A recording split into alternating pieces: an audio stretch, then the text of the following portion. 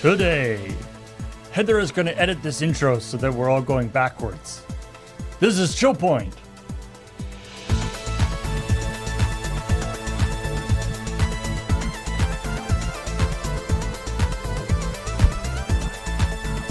So good.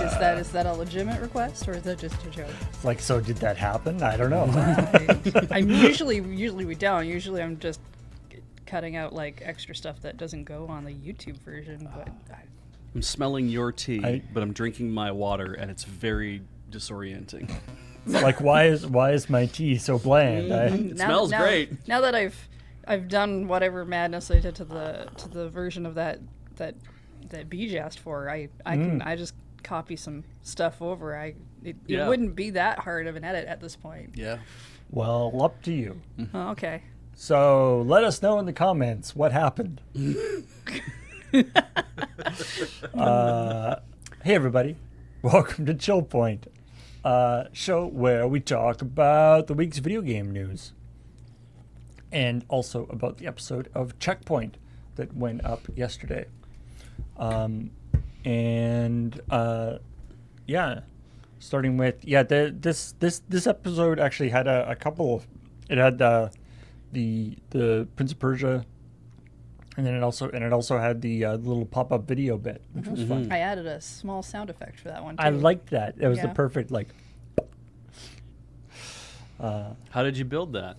I went into Final Cut Pro's pre-rendered sounds. I found bubbles, and then I took exactly one bubble sound out of a thing that was much longer.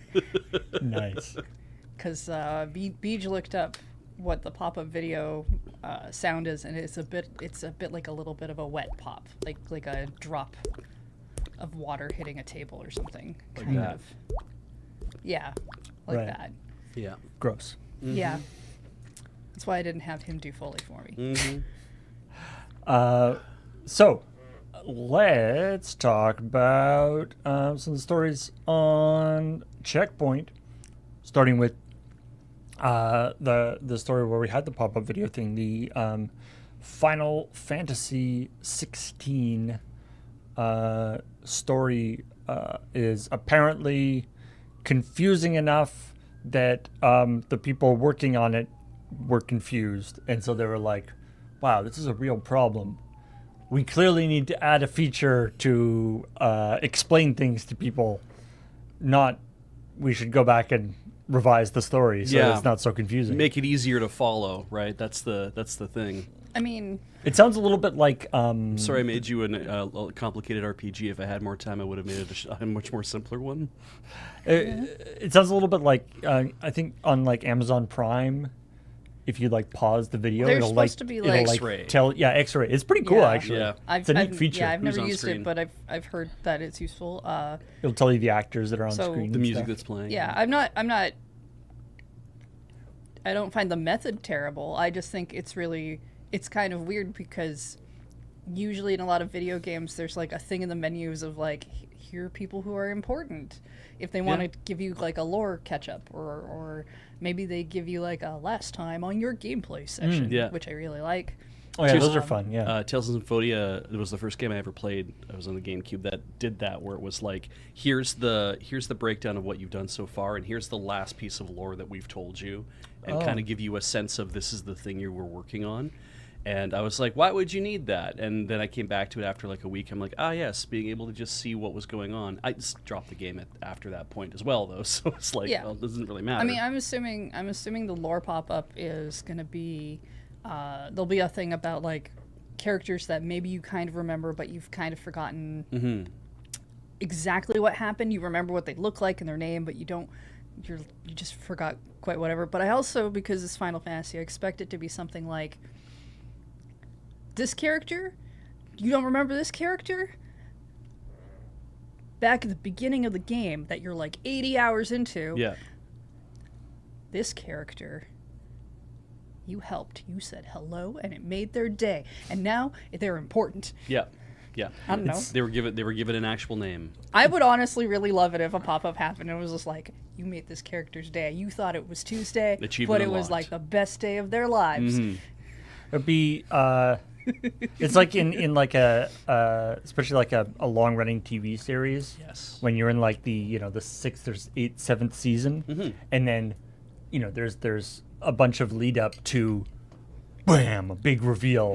A person is like, and you're like, who?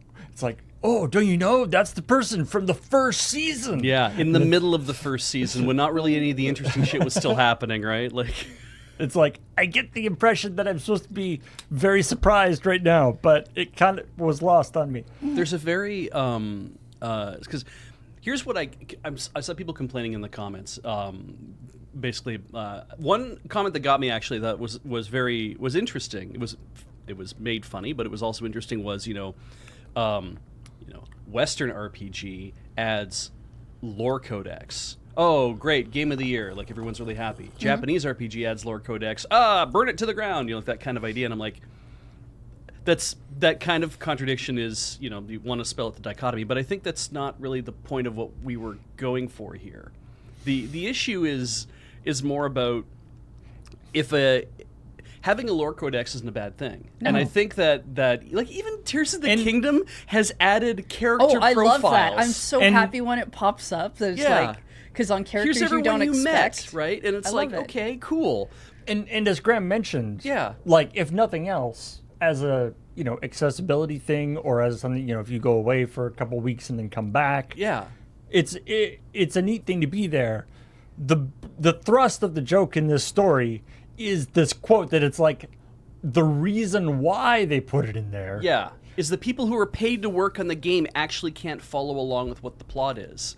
And I'm baffled by this idea that you would, because a lot of comparisons It's to like Game of Thrones has come up, right? Isn't that going to be a red flag? Yeah, like Kotaku did an article about Final Fantasy 16 seeming like, oh, don't worry, it's all the good parts of Game of Thrones are going to be baked into I this didn't realize game. the good parts of Game of Thrones lasted all the way up to season 4. I guess. Well, I mean, I dumped off it during season 2. yeah. So I'm like, okay, so it's Yeah, I think before it's generally considered to be pretty good. 5 starts. I mean, that graphic they have there of the horse being of the slowly story, undrawn. Yeah. is pretty good. It's I think 5 or 6 is when they started running out of material from the actual books, Right. and they had to start messing with things. Exactly, and so you have that, and George R.R. Martin is very big about I want to just do world building. It seems. I mean, he's never said that. We've ascribed a lot. That's to the thing to that it, I but- believe people believe. we've decided. Yeah. As a And boy, have we decide a lot of things, right? Like as a absolutely collective we do. culture. But anyway,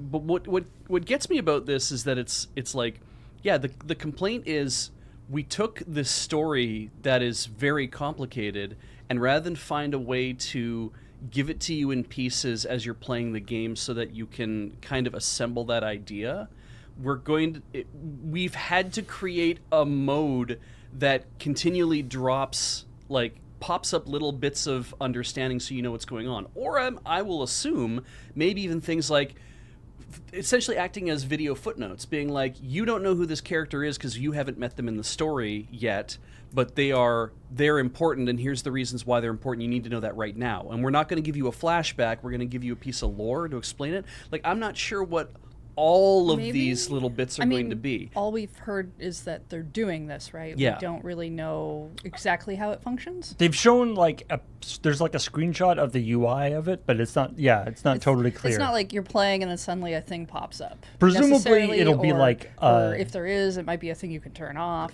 Yeah, presumably it'll be like some sort of button prompt comes up that you can activate or not. Yeah, that makes more sense. And I that idea of, especially of being pop-up video, which is very nostalgic for people of a certain age. I've never heard of that. But, Yeah, that's fair. But that idea Young of whippersnapper. we're doing it like this, and it's like, wow, that's funny because that's kind of twigs that nostalgia value, but also like pop-up video was an addition to a music video. Like I didn't know, for example, that Lisa Loeb was dating Ethan Hawke, and that was it's like additional background info, Yeah. not actual. and that Ethan Hawke is the first cat, or Ethan Hawke's cat is the cat that you see in the video she does for Stay. I watched 18 seconds of a pop-up video to get that sound effect. And I was like, wow, here's all this very extraneous information to the actual video that's going on, which is fascinating. It's why we have a trivia section on IMDb.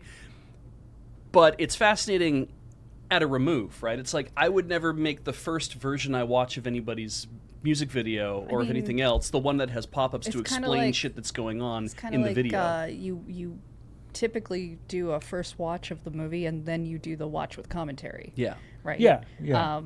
Video game doesn't quite.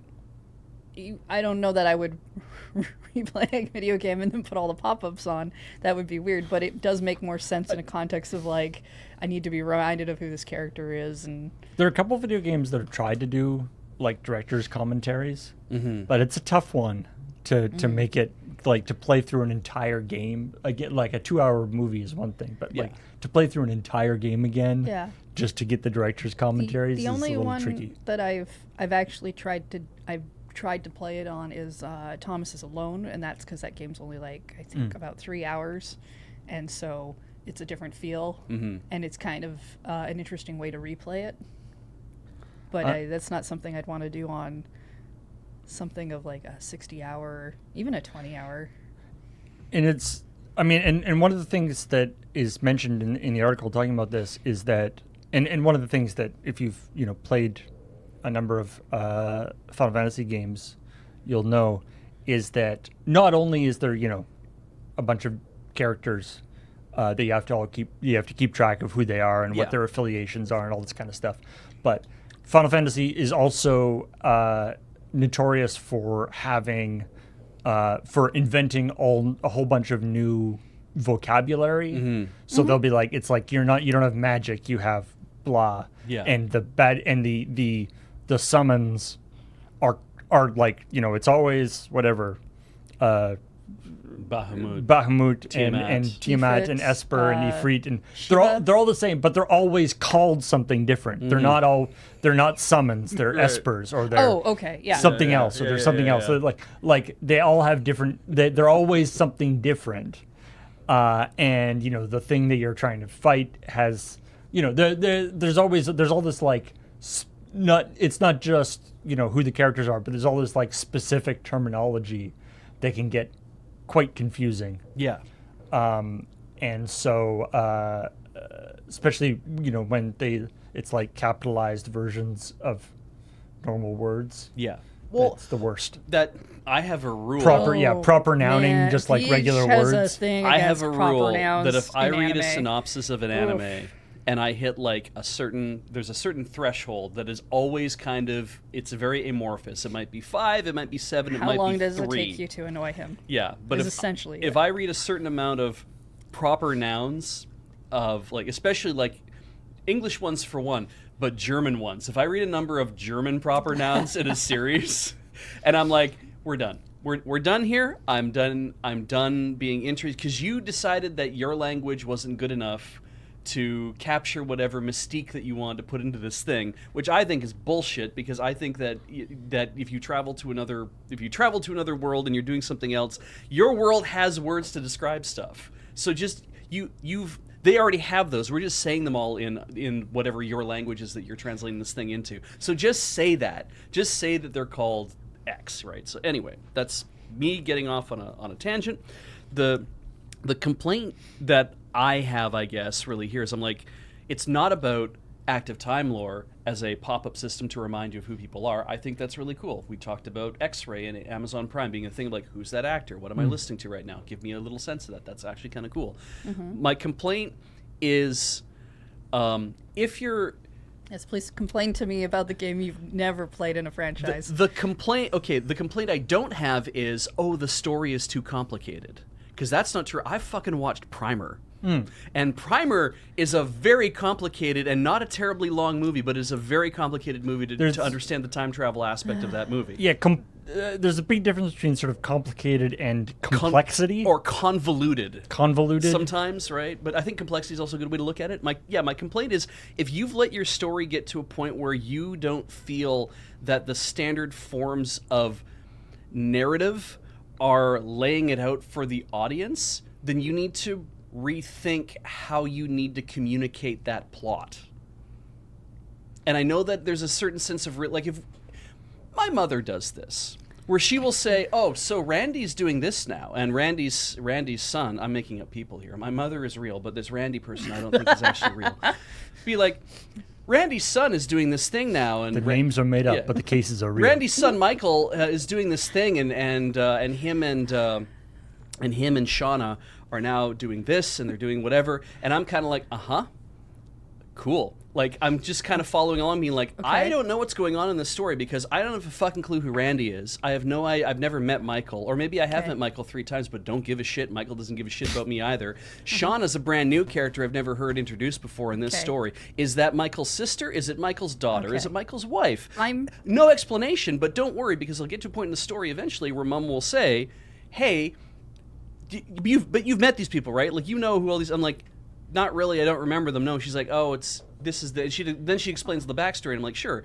Having a little pop-up video to explain that shit to me while I'm on the phone with my mother to say like, "Oh, by the way, Randy's the guy that did this thing, and then Michael did this thing the other day, and he came over and painted the house or whatever." Like, okay, cool. Like, thank you for helping me keep up. That's great, and that would help me understand what's going on Yes. in the story my mother is telling. Uh-huh. And it also makes a story like that brought into here's the twist, people. Okay. That function brought into a story that's trying to feel realistic, that shit is happening in real time, and that you don't know who these people are, but you know that they're important. I can see why that feels like that belongs there, because it's like, I want the story to feel like stuff is happening. Somebody important just showed up. I don't know who they are, but here, I'll give you a little information about who they are as they fit into the story. So I don't have to have somebody be like, I have to exposition this to you now. I'm confused because I don't know where the complaint is. The complaint. you simplify the complaint, it, The please? complaint is standard forms of storytelling narrative, like, don't rely upon. You can't just drop people into a story. You can't just drop details into a story and expect that your audience will be like, I'm completely cool to go along with this every single time, because they will feel lost, especially if they never get an explanation. I mean, it's Okay. it's definitely a skill, a storytelling skill, the Yeah. sort of onboarding people in a way that isn't just doing a lore dump Yes. Yes. or doing like an opening credit But- scroll. Like, for all we know, this is just going to be a thing that you can push a button on that's going to be like, you already helped this person do this thing. Yeah. This is just a refresher on who they are. Because I read books where I put them down and then I'm like, who is that again? Oh, right, okay. Like, Right. that's just human nature more than I read storytelling. Yeah, I read manga that say, "Hey, this happened actually back in chapter 29." Yeah, And I'm like, okay, it's, thanks I for the don't footnote. feel like it's going to be quite the same as when you read a comic book and it's like, this event happened in this other comic over here that has nothing to do with this series if you've only been reading this series. Yeah. And I mean, that's why there's the could. trope. There's the trope in RPGs and video games in general of the protagonist having amnesia or whatever, right? Yes. Because then it puts the player and the protagonist on the same footing, so that the protagonist or the person you're playing doesn't know things that the player doesn't know. Exactly. Or It's otherwise, believable that you wouldn't know who your own sister is. Yeah. But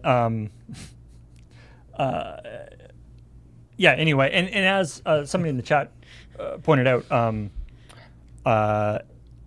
it's certainly possible that because this is all sort of centered around this sort of quote, this idea that it was so complicated that it had this in. And that's really the thing. And yeah. and it's the producer admitting that. yeah, but there is a possibility that there's a certain amount of sort of awkwardness in translation, that maybe that was intended as more of a tongue-in-cheek thing. Yeah. Who knows? Yeah.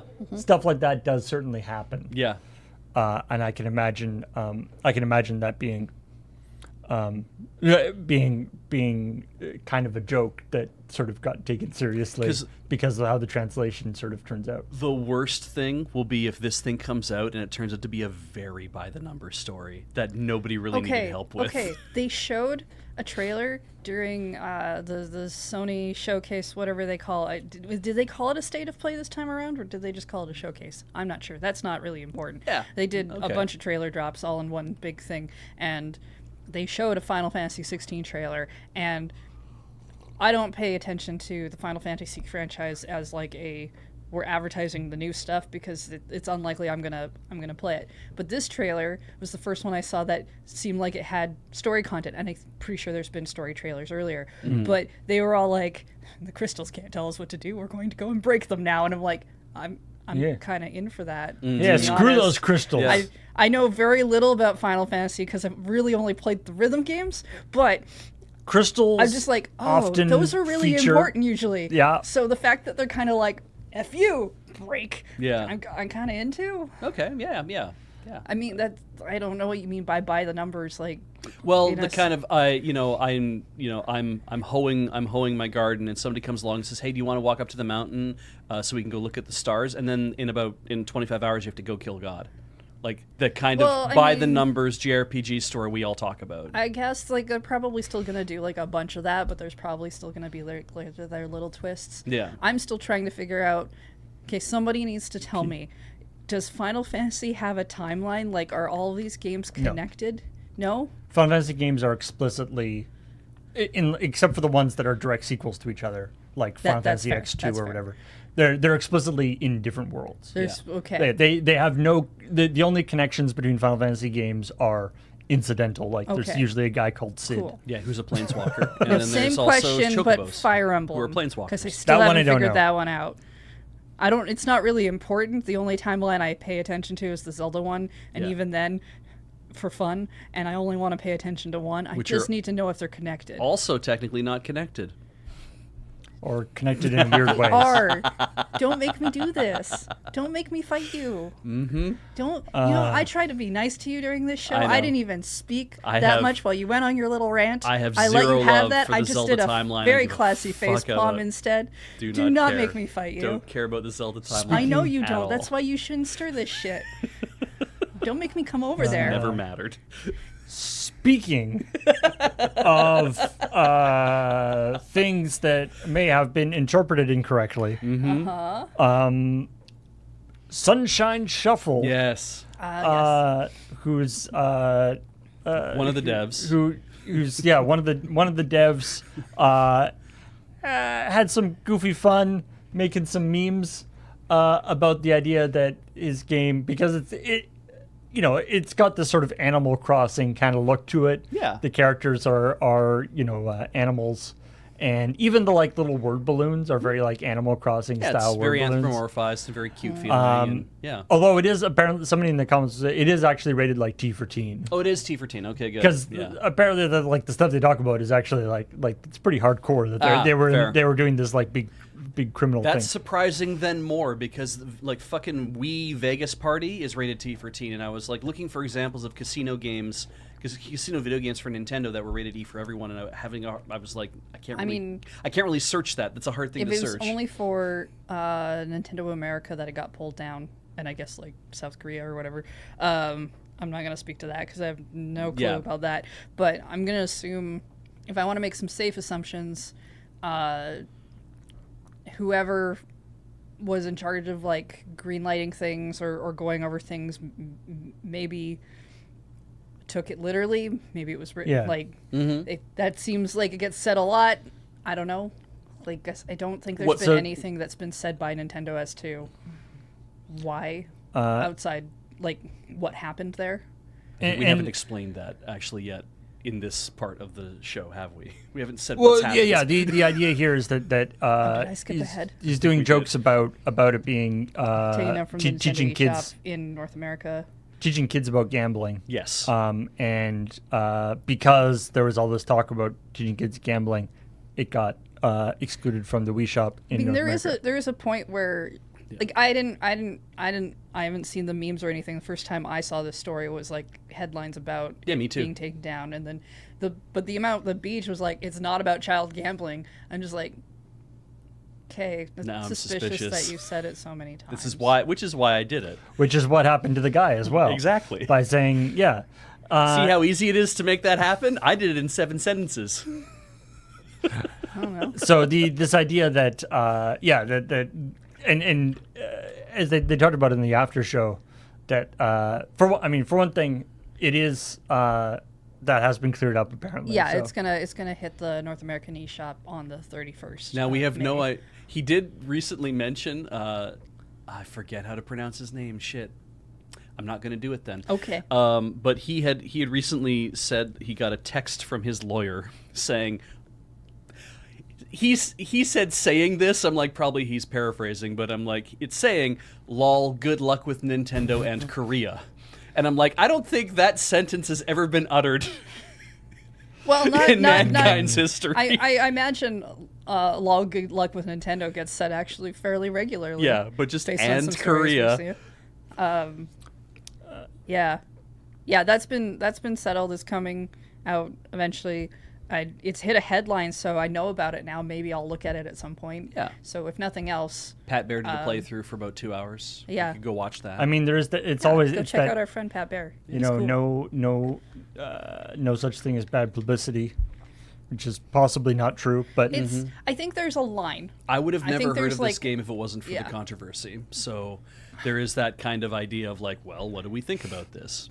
The what I think is so this another comment from the ChillPoint story, which I thought it's a good comment because it's like, how can you say that it's not teaching someone how to gamble if it is actually teaching you how to play a gambling game, like teaching you how to play poker? And I'm like, sure, that's a fair point.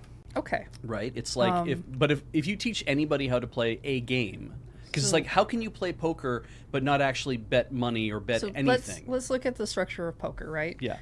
Not like how you actually play, but the structure of it. Everybody gets cards. Mm-hmm. Essentially, they're trying to win. And if you really look at what the money is, or your equivalent, because you Yeah. know maybe you're betting candy Exactly. for fun. What you have introduced there is just an elaborate point system Yes. of everybody brings their own points and who gets the most at the end. Exactly. If you take that out, all you're doing is saying who wins the round. You're not doing anything any different than if you were playing a game of Crazy Eights. Yeah, and if you're doing it with, so let's say it's just you come to a table, you're going to play poker, and everyone's going to get a number of chips, and you're going to see how long you can last and do whatever. It's like, okay, well, then what does it matter if on the very first hand you go all in? And I'm like, I mean, that's a strategy. There was a guy who did it. But if you, on your very first hand, if you go all in and you lose, then you're done playing the game for the evening. Like, you can't continue to play poker at that point because you have no stakes to make, even if it's just chips. And that might be, well, there's no the only reason why you would play a game like poker or blackjack or any sort of card game where it's like about, you know, chance but maybe a little skill is you are working with a currency that hurts when you lose it and feels great when you get it. And you just said candy is a great example of that, right? Yeah. If you're kids and you don't have money but everybody bought a bunch of candy, it's like it hurts when I lose my Yeah, candy. it's like getting a bad trade for a trading card, right? Like Yeah. getting tricked into something like that. But again, if you take that element out, you could still technically play the game. Exactly. It's not like you need to have it. It's just that is why people do it most of the time. Yeah, and I drew the distinction mostly because I was like, the game is teaching you how to form poker hands and how to understand the flow of the game and everything else. And yes, it'll have chips in it and you're doing whatever, but it's like, well, is that teaching kids how to gamble? Well, if the whole point of the game is you're trying to amass everybody else's chips so you can move the game forward and get pieces of story, then I guess that's the value thing. I don't know if that has the same feeling of I actually lost and won real money. Sure, but like we could do the same thing with, again, like Crazy Eights, Yeah. and we could bet things. Yeah. I think a lot of people would say that poker, like the gambling aspect of poker, is basically the game. Mm-hmm. Like in a lot of ways, that like There's no reason to play the game Well, unless you're or- also well, adding that into it. it's not even that. It's just that like it adds the whether to hold on a hand or whether to do all of that. The reason why those are decisions that are interesting, Right. is because of the money or the chips involved. Because you're using that as a means to also read your opponent. If somebody raises you big, it's like, is he actually bluffing? Yeah. So yeah, and in a lot of ways, this is teaching. I mean, kids how to play poker, which is slightly different than teaching them how to gamble, Yeah. but closely related. It sure is. There's all that was is me splitting hairs, is to be like, look, it's not trying to. it's teaching kids how to play a game of gambling, a game of chance based around cards. That is a definitely game that gets used in gambling. But I mean, shit, I've played a lot of mahjong with people where we didn't be betting with sticks, and I still had a great time playing it. I believe a lot of people would take issue with poker being a game of chance, Oh, yeah, it's fair. Yeah. There is. It's, including the like Nevada gambling board or whatever. Yeah, That's a good point. That's a good point. It is. I apologize There for that. is an amount of skill you can. There is an amount of RNG Yeah, with poker, that's true. but yeah. there is an amount of skill that does not require cheating. And there's a lot of decision making you get to make. It isn't just pulling a thing at a slot machine. You're correct. Yeah. Anyway, the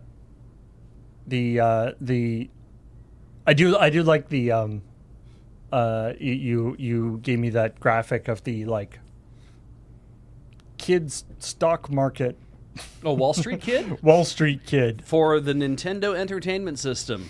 I remember I had a game. My family had a board game that was like I think it was actually called like Stock Ticker. Stock Ticker, yeah. Yeah. And it was one of those games that like it's like let's gamify the sort of stock market. You know, we'll have it move around and stuff, and it's like this is actually not that fun a thing to be.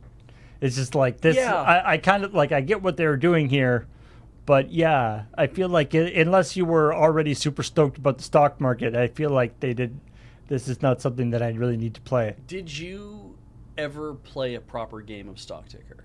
Probably not. I don't think I did either. I remember taking the cover off of my grandparents' copy and just seeing so many notepads of paper, like so many things that are like Stock Ticker branded with like all the little check boxes or whatever that were on them, and it was just like, and looking at I'm like, oh, let's look at the board, and I pulled the board out, and I seem to remember the board being like a very long thing that had a bunch of really small numbers written on it, and I was like, no. It was just like, This seems math, like but- homework. Yeah, it seems like homework is what it feels like. I don't see how this is a game. I didn't even bother reading the rules. I don't even know what you're talking about, and I don't need to. There were, back in the day before video games, we used to play games on paper, and we called them board games. Paul, can I ask you a favor? Mm-hmm. Can you punch my husband in the shoulder? Why didn't you bring your water bottle? Do you want me to go get it? I Your- could go get it. Please stay here and do the show. This is from Heather. Oh, I think I deserve that. Thank you, Paul. Spring. It's here. It's now. That's right. Fuck Knuckles. Was there any actual cursing in that in the spring? There is. There is actual cursing. Yeah, there's Chungus was in there, but yeah. Chungus. Yeah, there's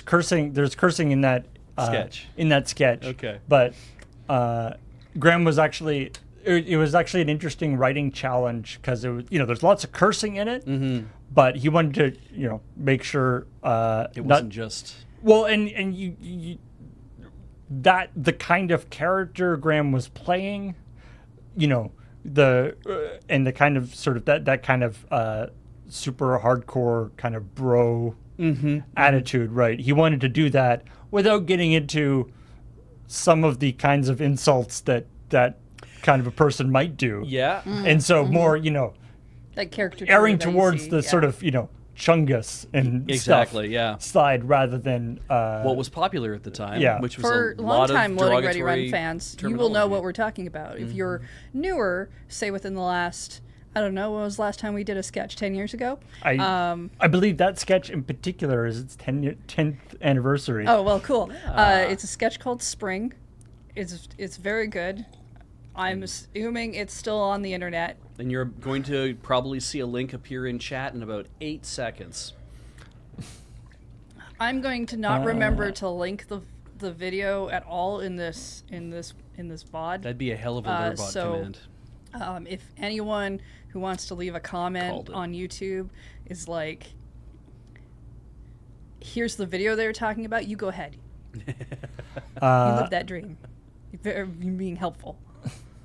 But anyway, the story's not actually about spring at all. It's just about, but this is about the PlayStation Showcase? event, whatever it was that Yeah. happened on Wednesday, which was quite a, I might call it a lore dump, quite a quite a It was long. heavy duty dump of like they were really going hard, showing a ton of trailers I'd give it a solid B. and a ton of like sequels or stuff, not even or sequels to games or like another game from a studio that you liked.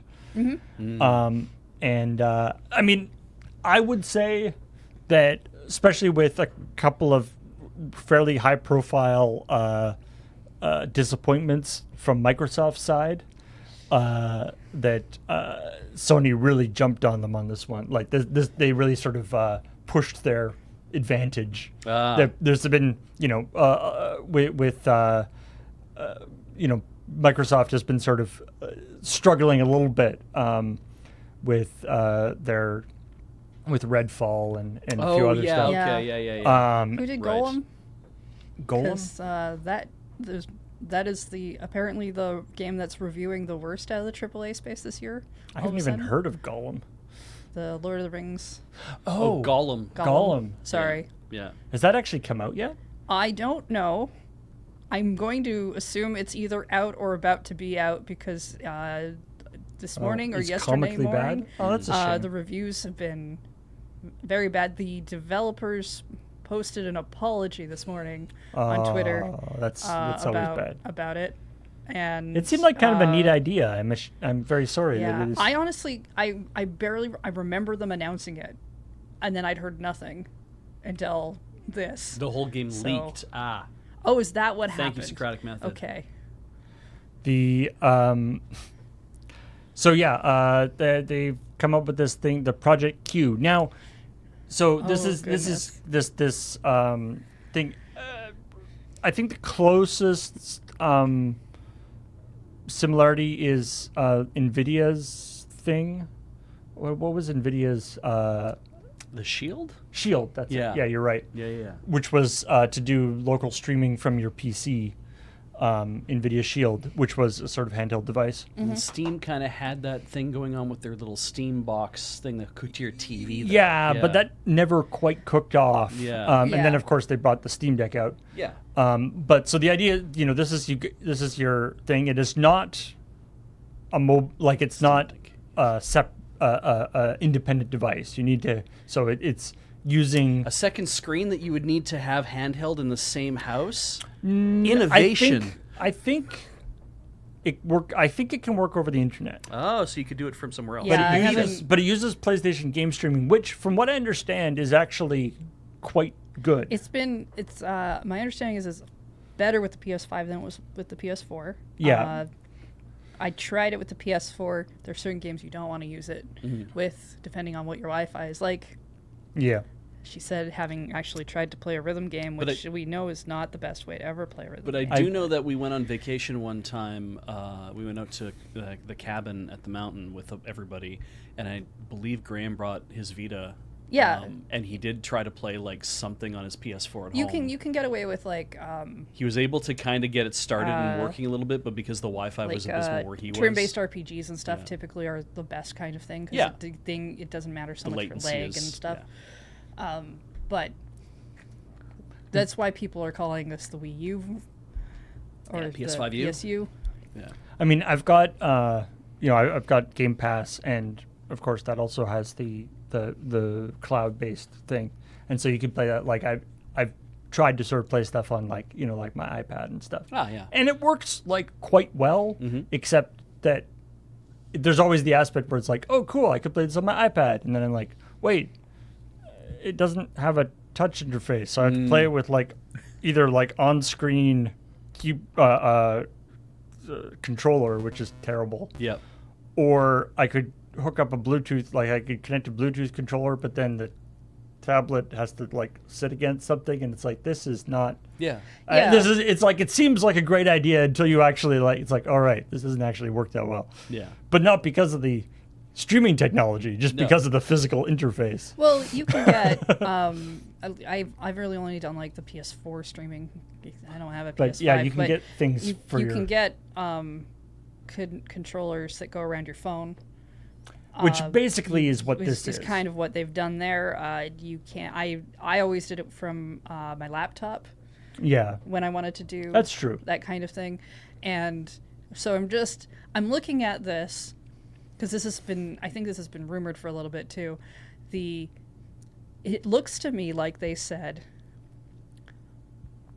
people keep bringing up the Vita because they could stream their games to the Vita, and they can't do that with the PS5 with their Vita. But we clearly don't want to make like a handheld that's separate. So what if we made the thing where they could do that by itself? And I just don't know if you'd want that. This is kind of the PS TV or the PlayStation Vita TV or whatever we ended up calling this thing, because it went through multiple names before it kind of So settled on PS TV, yeah, it settled on PS TV eventually, but it's like the Vita TV at one point, and you know. Yeah, I mean the PS TV was more of a way to have a cheap Vita But that you could attach to a screen. But that's what I mean. Is like if people are saying, "Boy, you know, I like my Vita, but I really would like a way to be able to play all those games on my TV," and so we'll make a box. Is there an issue? No, I was just going to say, this is like the reverse This is of the that. reverse of Yeah. that, right? And it could very well be. Like, we ascribe an idea of that. There were people out there being like, man, I miss the Vita. I miss being able to have a way of doing this kind of thing. It could also be a solution in search of a problem. This could be a thing where they were like, we want to experiment more in this space. We want to try to do something. Hey, what if we develop a piece of hardware that acts in this way? I feel like they might be looking more like what the Steam Deck is doing. Yeah, and it might also be like poking the edges as well, right? To be like, we haven't had a handheld in so long. Nintendo, our biggest competitor, who apparently has abysmal brand value next to the PlayStation brand. You should have seen the brand momentum. Oh, Christ. Well, It's a funny fucking chart. We'll get into that. Engage in that. But this idea of that, we need to catch up to somebody that we think we're ahead of. We need to start exploring a handheld space again. That could just be what this is like, build me a handheld. It's like, what do we want it to do? Well, we want it to play all the PS5 games. Thanks, boss. I'll be at this for the next 3 years. Like, I guess we'll try it. I mean, I think it's just the other part is that they just want to emphasize this PlayStation local streaming technology. Absolutely. And the feedback they got was that people need a thing to stream to. Yes. So they were just like, okay, well, we'll create it. You know, we like to be able to play our games on the go, and that is a thing that people do want to do. I don't think it's a terrible idea to be like, because Nintendo has also technically done this. They've made a hybrid device, so they only have one device that they're making games for. Exactly. Sony does not want to make a second device where they make separate games for. That would make sense, yeah. Right? And I mean, the interesting thing with Sony's streaming system is that it's not cloud, right? You're actually sending it from your PS5. Now, are we sending it directly? I don't know. From I don't know. PS5 directly to it, or does it have to go to the Wi-Fi and then to the thing? Yeah, in your own house. Presumably it's going through the Wi-Fi thing. Okay, but, so it's not ad hoc. Okay. Well, no, but I don't think, and maybe I'm wrong about this, but I don't think it actually goes up to Sony's servers and comes back to you. True. I'm pretty sure you're actually connecting. Yeah, But it does have to go to your Wi-Fi router and bounce back. Yeah, it's not. It's not. Because the Wii U's thing was literally the Wii U. It was on making, its own protocol. was making its own connection through 2.4 or whatever it was. It was still over a wireless thing, but it did not have to connect to your Wi-Fi because the tablet didn't have to connect to your Wi-Fi. Because it wasn't like it was a weird not Wi-Fi protocol. Exactly. Yeah. And that, if the PlayStation local streaming is that kind of thing where it's like, I'll create an ad hoc network of my own design that can only talk to PlayStation streaming devices, or because if it's not, if PlayStation local streaming works over Wi-Fi, it does. I agree with you that having a reference device to point to, even if if your laptop or like your Steam Deck or like an NVIDIA Shield or like something like that, or like a third-party thing that Sony Ericsson would make, or like some sort of thing that maybe like LG would make, and it's like having this defined as a platform and saying anybody out there can make Razer go ahead and make a device that actually supports this, Logitech go ahead and do it, and then they go ahead and they make those things that supports PlayStation local streaming. It's like, sure, if you don't have a reference device to work off of, then other companies, third parties, will not feel like it is something that they should get involved with. They need to, a lot of times it's like, oh, this feature exists. Well, how do I actually interact with it? Well, here's the gold standard. It's the PlayStation Q. Okay, well, I guess then we need to build something that's like the Q but $100 cheaper. Yeah, that's the other thing. Nobody knows. I don't think they've given a price point for this thing Yeah. either. So Yeah, I mean, and also, of course, I think a lot of the value would have been if this had come out, with the PS5. Yeah, or at least even a year later. It's been a while now, but anyway. yeah, I do want to point out for those who can maybe wondering why Beach just keeps yelling innovation. At this point in the showcase, it was his name, Jim Ryan. Yeah. Came out and said that Sony or PlayStation or whatever stands for innovation, and then they presented Project Q and then earbuds. Yeah, we showed you the Wii U and we showed you AirPods. And there's just something really, really funny about someone saying, we're very innovative here. Yeah. Here's something that looks like the Switch and the Steam Deck, but it's really the Wii U. And then here's something that it looks like I think Apple we did earbuds. actually go offline there. I keep noticing that the chat was dropping, but Our internet might be. Oh, Hey, are we back? Are we I back? think we might be back. yeah, we'll wait until refresh. Tell everyone to refresh. They can't hear you. They still can't hear me. takes so Jim hot it Ryan broke got the the stream. stream. Not likely. Oh no, was there a cliffhanger? That's fun. And he said, Oh, wait, "Mom, get off the phone. I'm streaming now." He said, "Wait, what's going on?" Are we back? Back. Good news. We're back. Okay, for those of you who are back, I'm gonna give you a couple seconds. He said, "Hey, Yeah, tell people to refresh. what's going on?" The mods tell somebody to refresh. When we say things like, "Hey chat, tell people to do X," what we mean is, "Hey chat mods, can you just remind everyone in chat, not that everybody else Yeah, has but to say do it." you've Yeah. gotta I have just to be explicit. You have to learn to be more explicit because Yeah. that's not on the chat. Yeah, that's to I should not be able to yeah. interpret what you actually mean. I should be saying, "Hey mods, It's- remind people to refresh just in case." Yeah. Peak streamer though is telling the chat if they can't see anything Say something. to refresh. Oh yeah, okay, yeah. It's If you can't hear me talking right now, refresh. Yeah. Yeah. Some people could. That's why I yeah. want to wait until So then. but- so Jim Ryan said that the brand basically stands for innovation, then pulled out Project Q and a set of earbuds, wireless earbuds, and that's just really kind he of pulled funny. out a Wii U and he pulled out some AirPods. Is what he did. Yeah, essentially. Yeah. It's With no real explanation as to what makes those the innovative thing. What? Because I will never say that. Oh well, the AirPods came first. They sure fucking did not. Well, I was gonna. The weird thing is, like, Sony is one of the, if not the largest manufacturer of wireless Yes, earbuds. One could argue they have been very innovative in that area. they have been making Yeah, these for it's years, just- and it's like, so you pull these things out. And So it's it's not like, like what? it's not like they're copying Apple. No. Like they No, have no. made their. It's a weird way do to it say, themselves. it's a For. weird way to do a presentation, to just come out and be like, "Hey, we're really innovative. Guess what? I drew a line on the board." Like, I don't know, like Because word one, Yeah. nobody has It's told me just- so far. I've heard this mention of he pulled out some earbuds. And it's like, I've heard no one mention to me. It's only been a couple days, but I've heard no one mention to me. Did he explain what made these earbuds I innovative? think the only thing they said was that they were the best earbuds to be using with your PlayStation 5 because they had the least amount of lag. That's great. Which, I mean, if they're making both pieces of hardware, should be true. You would assume that, but also, how would you do that if it's just all Bluetooth anyway? I don't know. Because I wouldn't want to buy. I Again, wouldn't want to buy I mean, I earbuds was that only work too my busy PlayStation. laughing. They may have put in. Yeah, I mean, there are some. In fact, I believe Sony has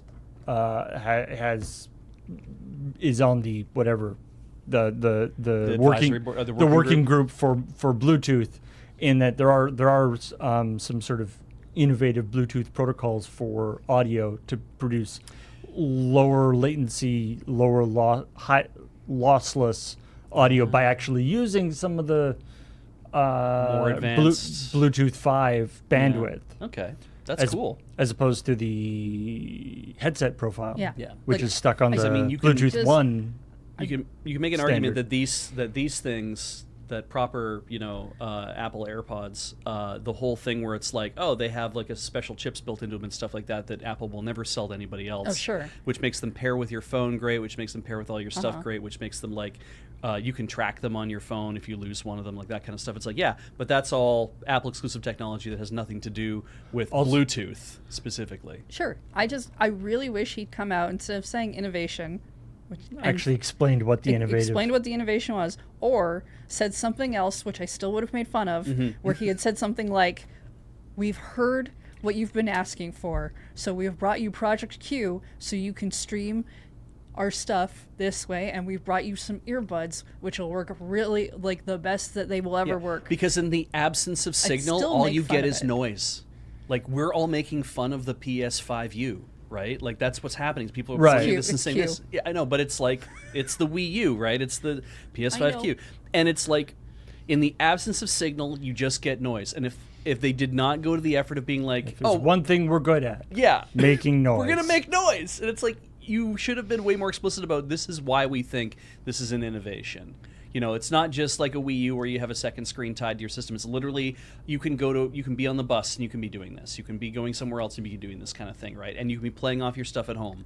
We're gonna have support for all that kind of stuff. Like if that's the idea, if that's the I mean, to be honest, fantasy. I think they just wanted to be like, these things exist. Now please watch Spider-Man 2 and come back when we have more details about why these things are actually cool. Yeah. While you're watching Spider-Man 2, we're going to come up with all the reasons why these things were innovative and tell Well, you I mean, afterwards.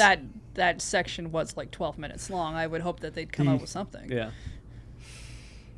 As a side, I mentioned it briefly, but I have a particular pet peeve about how terrible the Bluetooth headset profile in particular is. And that somehow, like 10 years on, We still haven't. nobody has come up with nobody has decided to make a better one. And I mean, Apple actually, in talking about innovation, Yeah.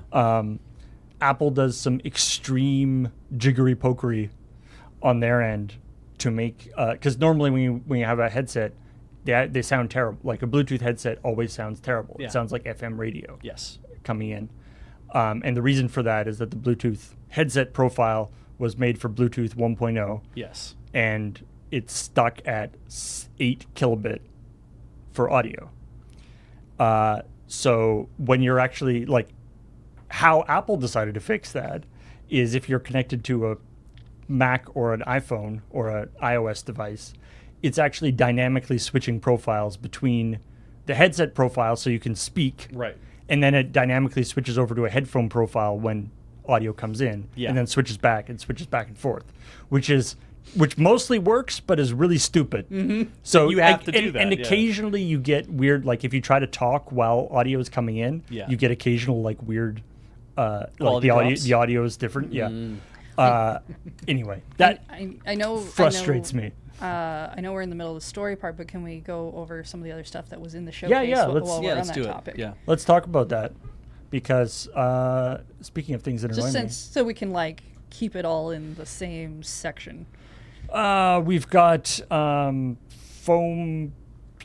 foam shooters, Foam stars. foam stars. Do we have that? Because Yes, we do. Oh come Okay. on, that was definitely a shit post that you Yes. posted.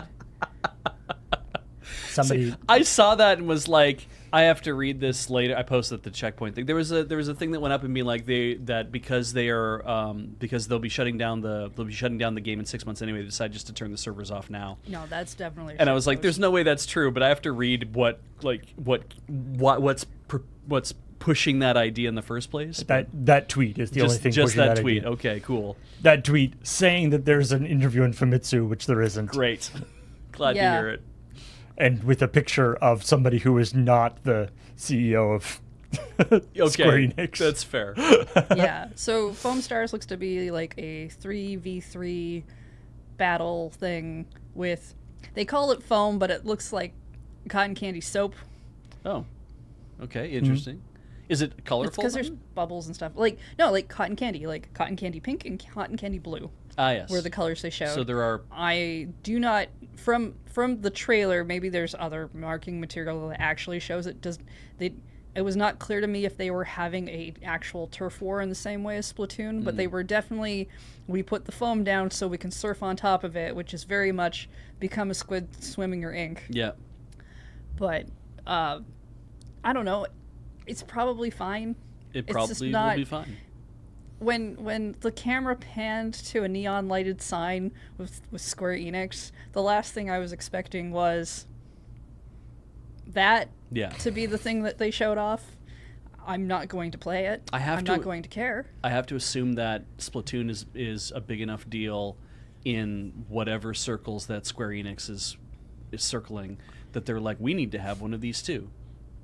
Because not a lot of companies are making extraction shooters, not a lot of companies are making turf war shooters. Yeah, but Splatoon's also like so old at this point. Yep. I would think that there'd be something that looked a little bit more interesting.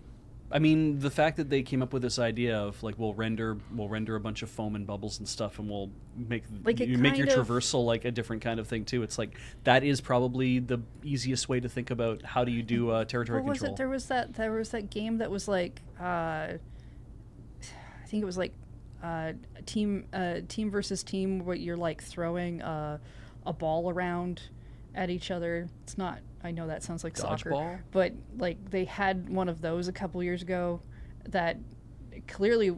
Oh, that kind of basketball-ish feeling game. Yeah, yeah, yeah. that was very And- futuristic. And, yeah, and to me, Foam Stars feels a lot like what if we tried to be like Splatoon, but still looked like a different 3v3 thing that we think people would be into. I guess if you also, I think I think Knockout City might be correct. Yeah, there. 'cause That sounds right. if you make it too cartoony, people will accuse you of really ripping off Splatoon. I mean, they were already going to do that. but if you make it like dark and gritty, people will be like, why? Like, It reminds me a bit of like, you know, back in the day we had like with like PlayStation Home came Oh, out, and they had their own like avatar system, you know, sort of like the Me.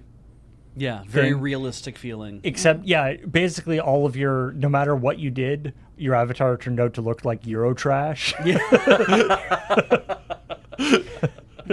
what if Splatoon was Fortnite? Yeah, kind of that style. It doesn't quite feel like Fortnite to me, but yeah, that idea of like, it feels like it's trying to be two things. Yeah, yeah. I don't personally see it taking off, but who knows? Sometimes stuff surprises you.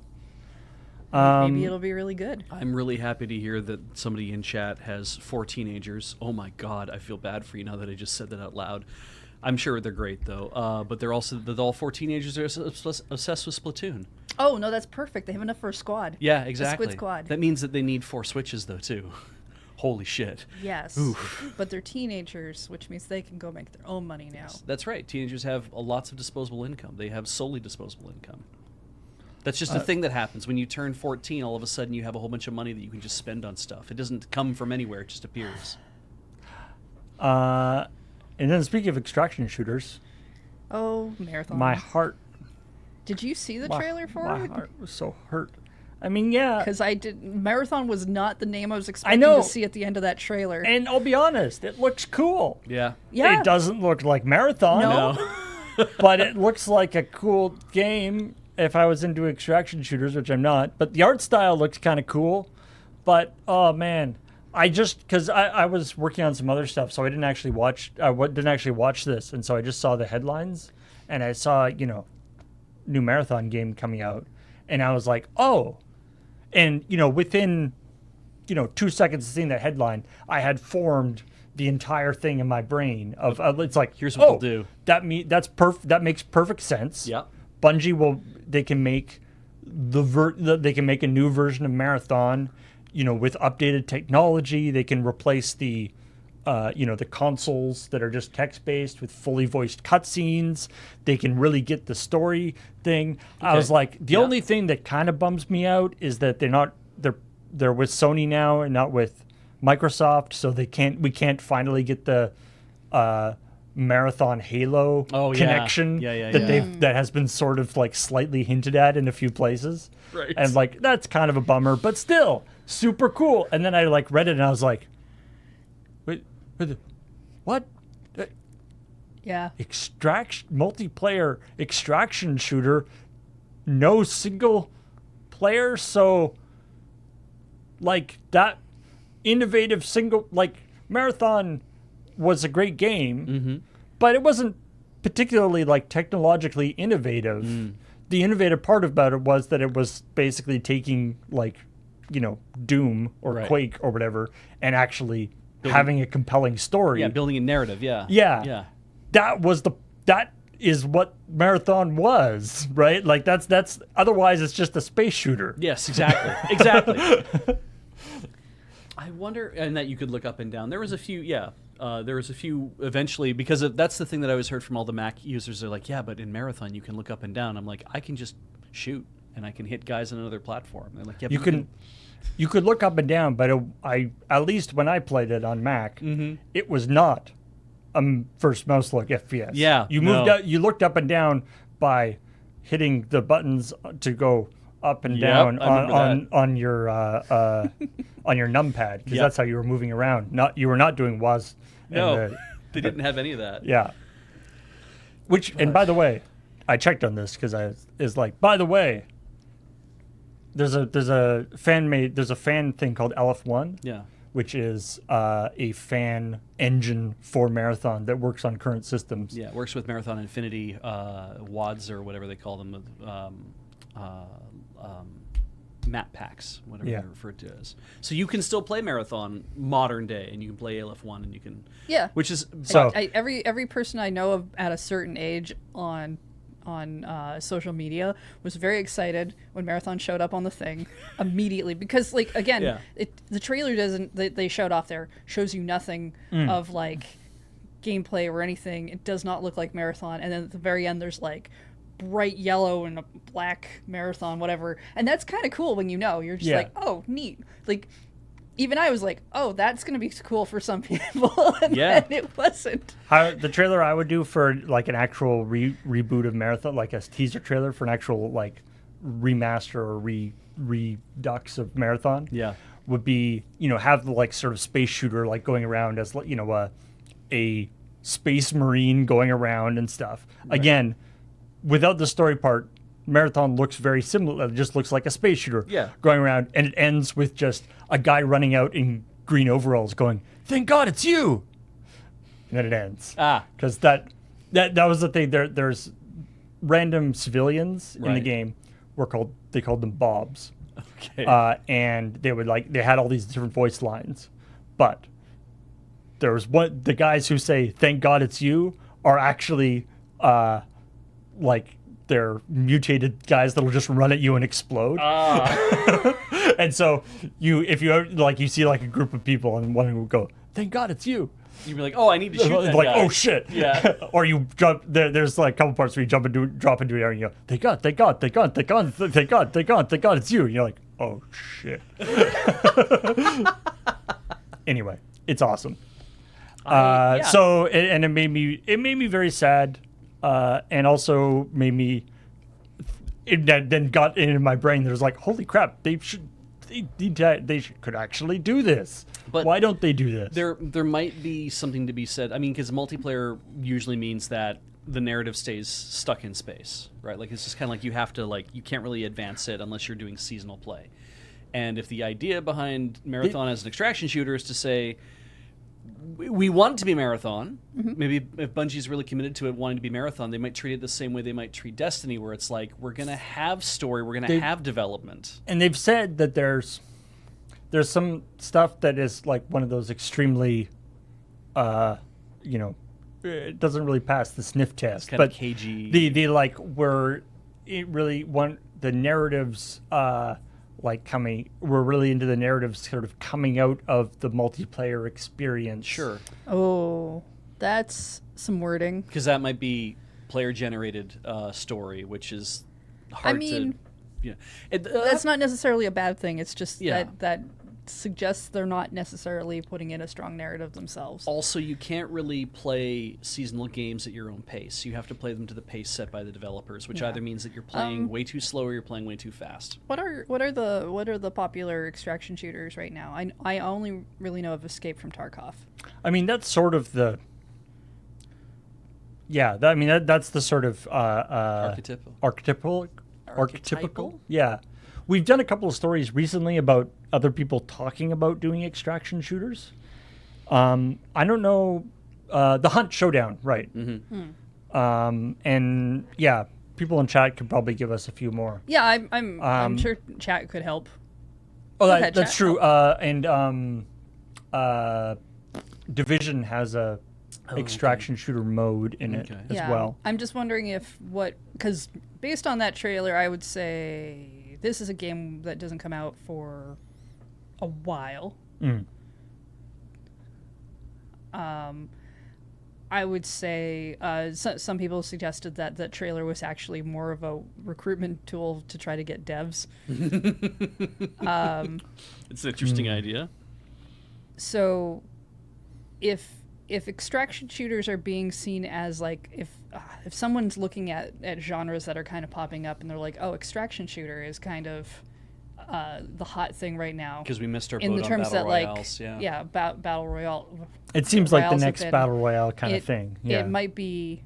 We should do one of those. Okay, what licenses do we have? Well, we have Marathon. Great, use it. Yeah, I mean, you could. It's very cynical to and be that's like, and that's who not to gives a say shit? it ends Yeah. up being terrible in any way. It could be No. really good as the genre that it's trying to be. Yeah. Or it could just be maybe it surprises everyone and ends up being a really good Marathon game. That's also possible. We're in a huge what if state right now because again it just got announced. But I really do feel like it's probably we should make a game in this genre. What do we have? I mean, because really, this is kind of like Metroid Prime Federation Force, where it's That like, that game felt to me like we made a game, or we have the basics of the game down. What do we tie it to so we think it'll sell better? yeah. Metroid. Yeah, And what slap of paint do we put on? Yeah. And that's kind of what I feel too. Is I'm like, if you had called it anything else, maybe it would have been an interesting game to people, but maybe it wouldn't have sold well. But because you picked the Metroid license, all you did is piss off a whole bunch of people who love at the Metroid. time of what was going on with Metroid, yeah. Yeah. And so the thing here is it's like you might not get a bunch of 40-year-old Mac users who were like, man, I loved Marathon back in the day and I'm not going to play this pile of horse shit. But maybe you catch all the 15 and 20-year-olds who are like, oh, that looks cool. I've heard people talk about Marathon before. I'll go play this. And Yeah. that might be enough, right? And it's true. I mean, the Marricat says, have some faith in Bungie, and maybe that's true. Well, I mean, at least wait until they can PR it We'll enough see. to give me a date and like some gameplay footage and Yeah. I mean, and more than just it's definitely Marathon. It's definitely in the So- teaser realm at the moment. yeah. Yeah. The thing that made me laugh is that I was reading Daring Fireball, John Gruber, who's a big Mac guy, right? And his complaint about the game is that they did not announce it for the Mac. He thought that was in very poor of judgment that they would not announce it for the Mac. And I just thought to myself, I'm like, I don't think you give a fuck about video games, John. No. You don't at all. If your main problem with this game is that it's not coming out for the Mac as opposed to it's not Marathon.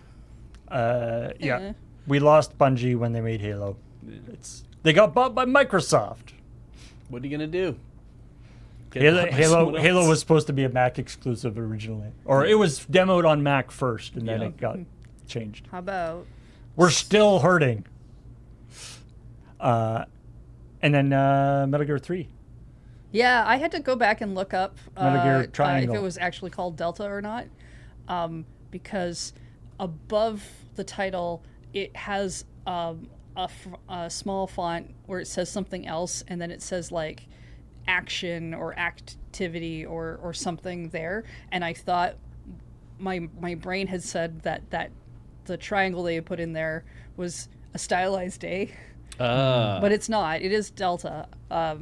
Which is the fourth letter of the- the Greek alphabet. Yep. So, Yeah. but it's Metal Gear 3. There was a comment about this beach. They have made a pachinko machine for It's true. Metal Gear 3. Mm-hmm. It had updated cutscenes even. We did a story apparently. about it. Yeah. Oh, yeah. Tactical espionage action. Yeah. Yeah. They That's always just says been- that. Yeah. Yeah. Although- but that was just like my brain conflated the two, and I was like, Metal Gear Solid action. I thought Snake That's Eater was like weird. tactical survival action or something. But yeah. Triangle has 3 sides. Yeah. Apparently they were talking to the to the same people who designed the things for Kill Team. Yeah. Um, That's good.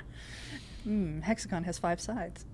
so, anyway, was there any other Okay. stuff you want to talk about for So the Sony stuff? what I thought was cool, Sword of the Sea.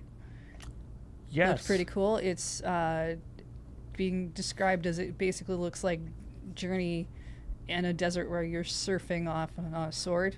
It's also being made by somebody who worked on Journey and like Pathless and like very similar games. That looked cool. Nova. It's an unfortunately Neva? generic name. It is, which Yeah. is why I had to write it down. This is what I do. I mean, there's too many video games, so I have to write them down anyway. Neva, which is a giant squid game. If you played Gris, same dev. Okay, cool. So I assume it will be very pretty and very sad.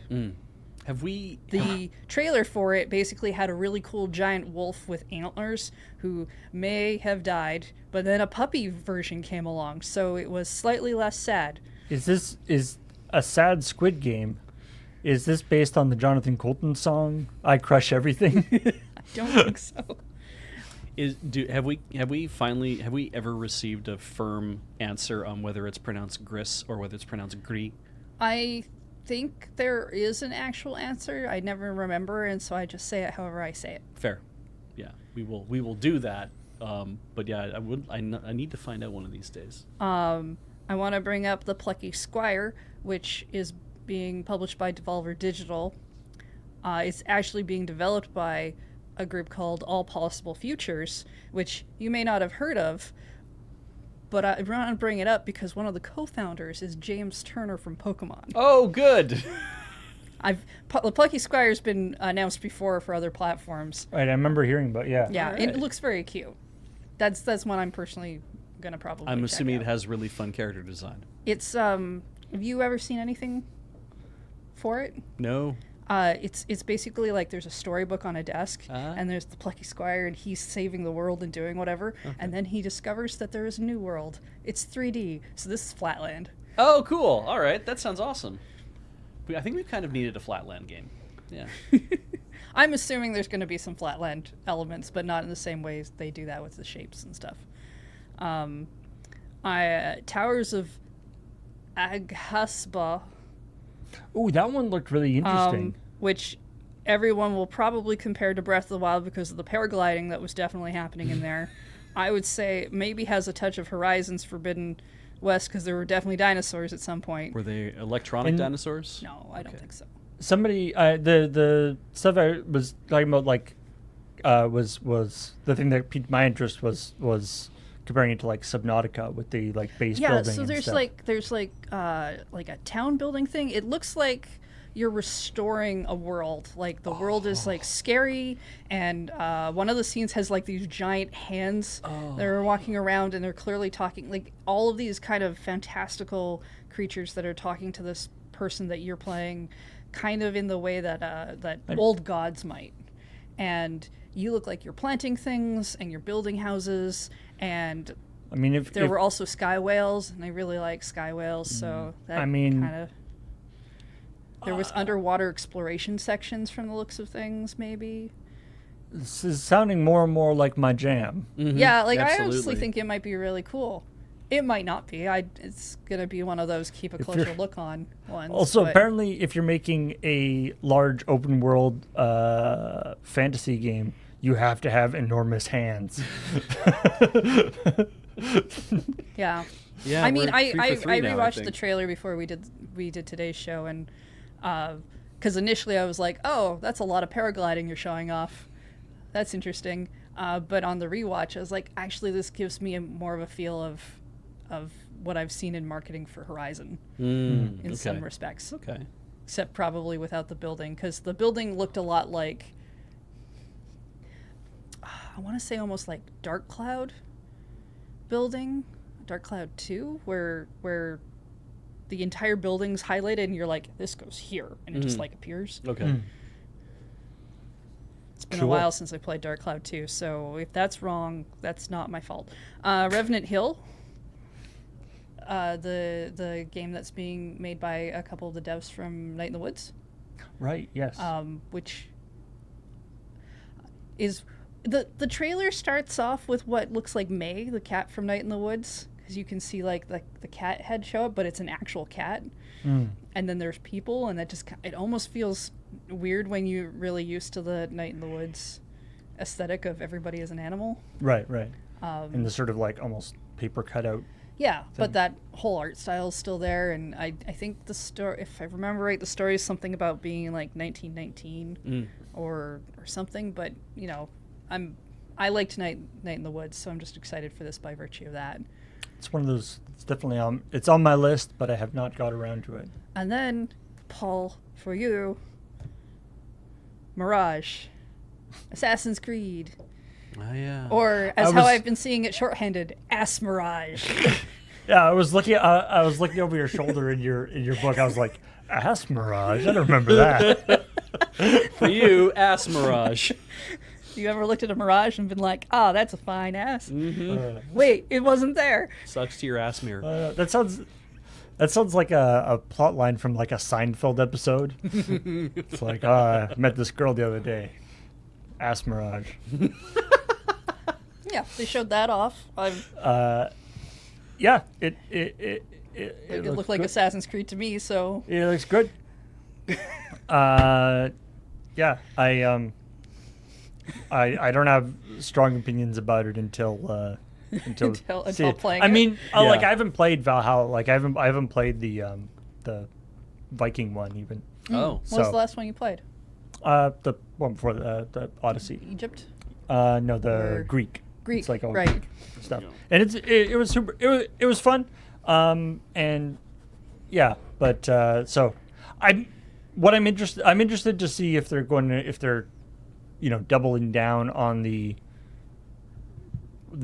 systems that they made for Origins and Odyssey and Valhalla, are a clear sort of progression of the sort of new Assassin's Creed.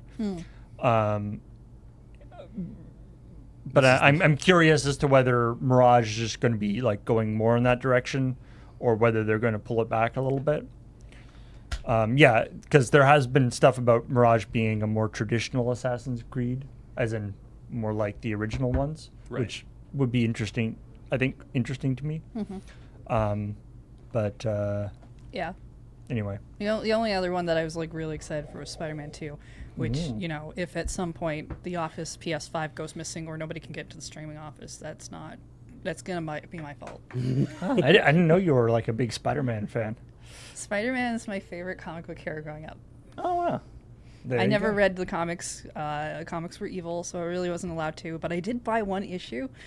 I snuck into a comic book store and bought one issue. Was completely confused by it because Peter Parker was supposedly dead, and there was like Dr. Octopus's ghost was talking about it or Bought a something. Spider-Man comic that had no Spider-Man in it at all. Yeah, it was very confusing.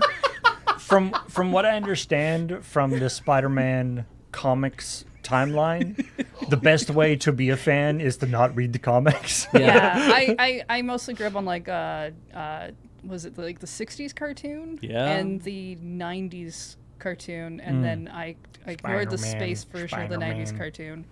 Radioactive Spider-Man. But yeah, I've played the first game now. I have the DLC of me get to it, and I have Miles Morales that I gotta play still. But I have no real reason to buy a PS5, and this is like the first game that I've cared about that's like, it's PS5 exclusive. I'm like, fine, I'll go to work and play you. Looks cool. And then the now, but this wasn't didn't actually talk about this at the Sony thing, but I guess it's associated in my mind because of Assassin's Creed.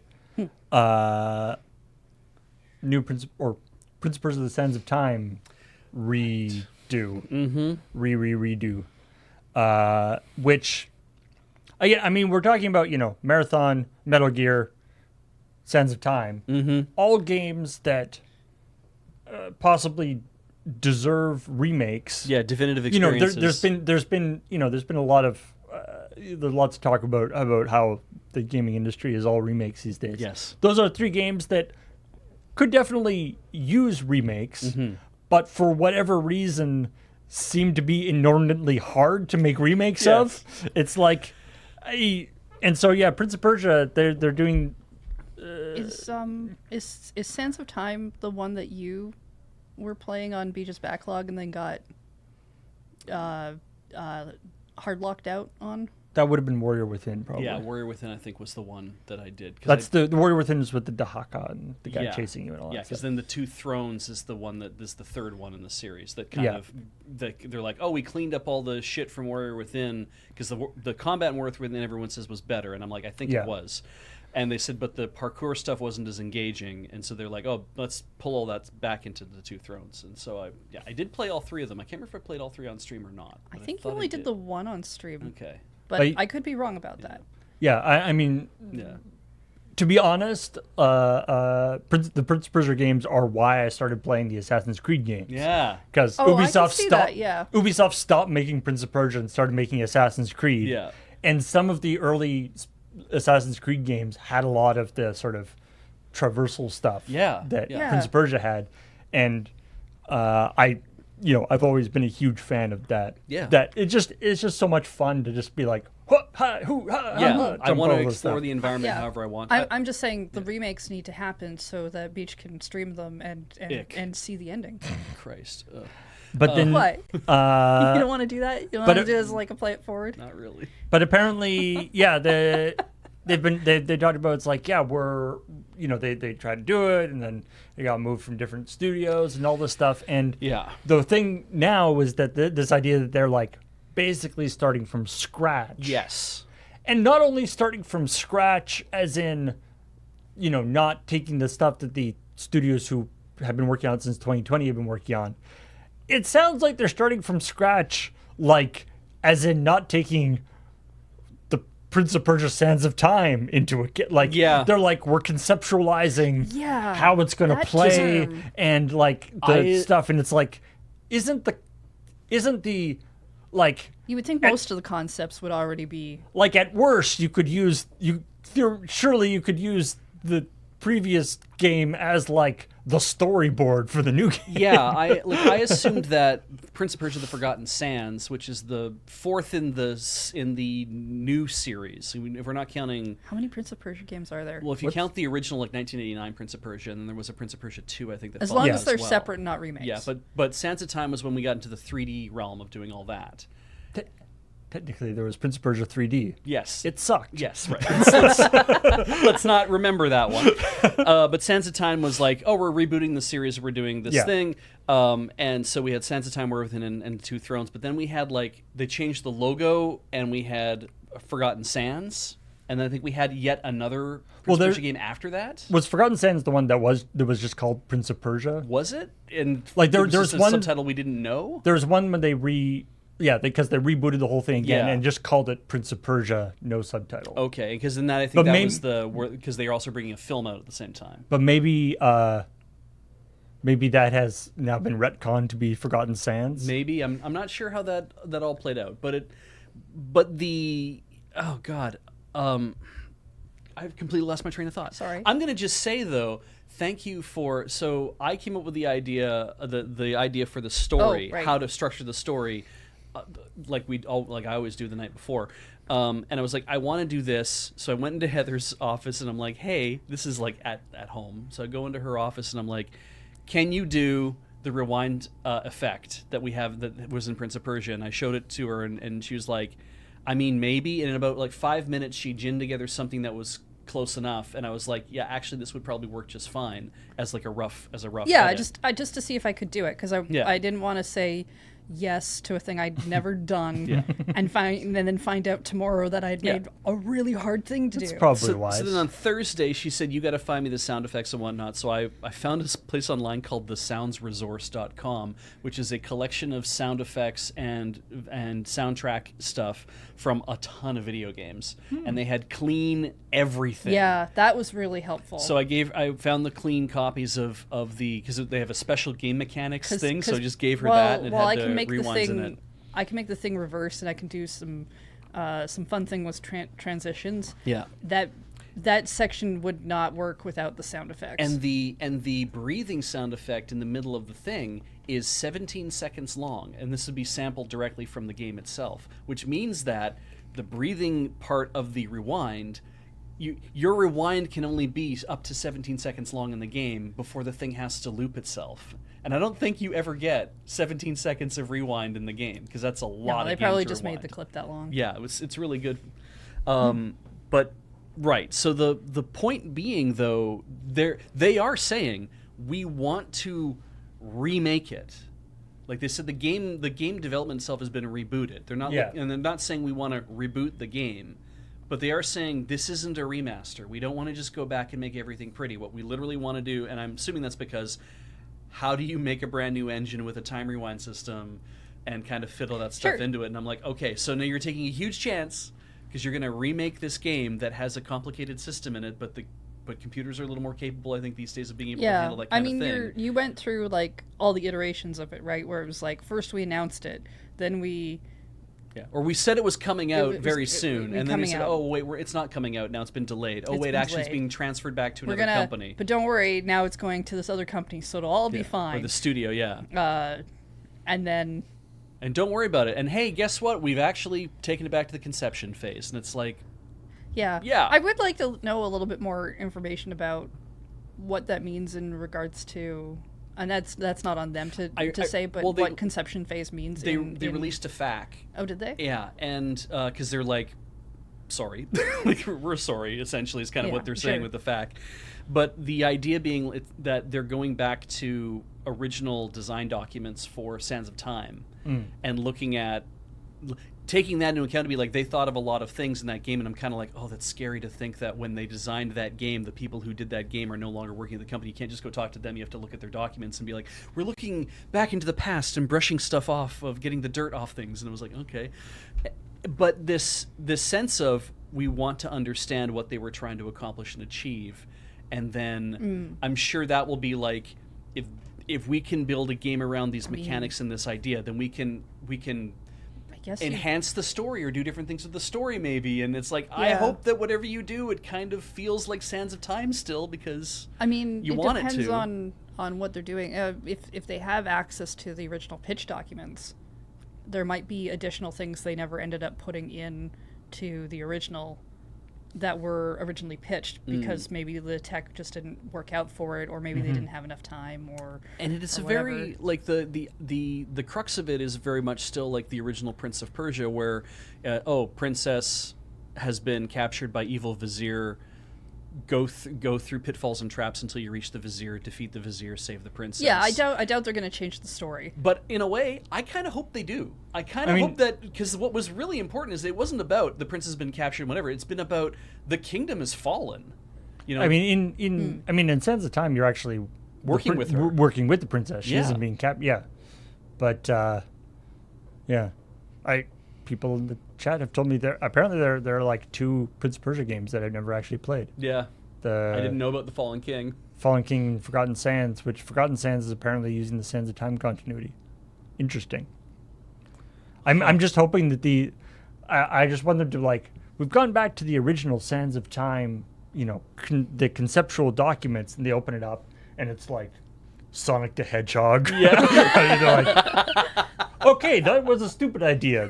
They had bad ideas. Yeah. Let's not use those documents. There's also been this thought that the reason why they don't want to do any more Prince of Persia games also is because it's very expensive. Because Jordan Mechner, who made the original, still owns the copyright. He owns the IP for Prince of Persia. Interesting. That's neat. And so it's like, we don't want to go back and make another Prince of Persia game because we have to pay him in order to use his IP. And I'm like, yeah, fair, but Is Good it a for- percentage?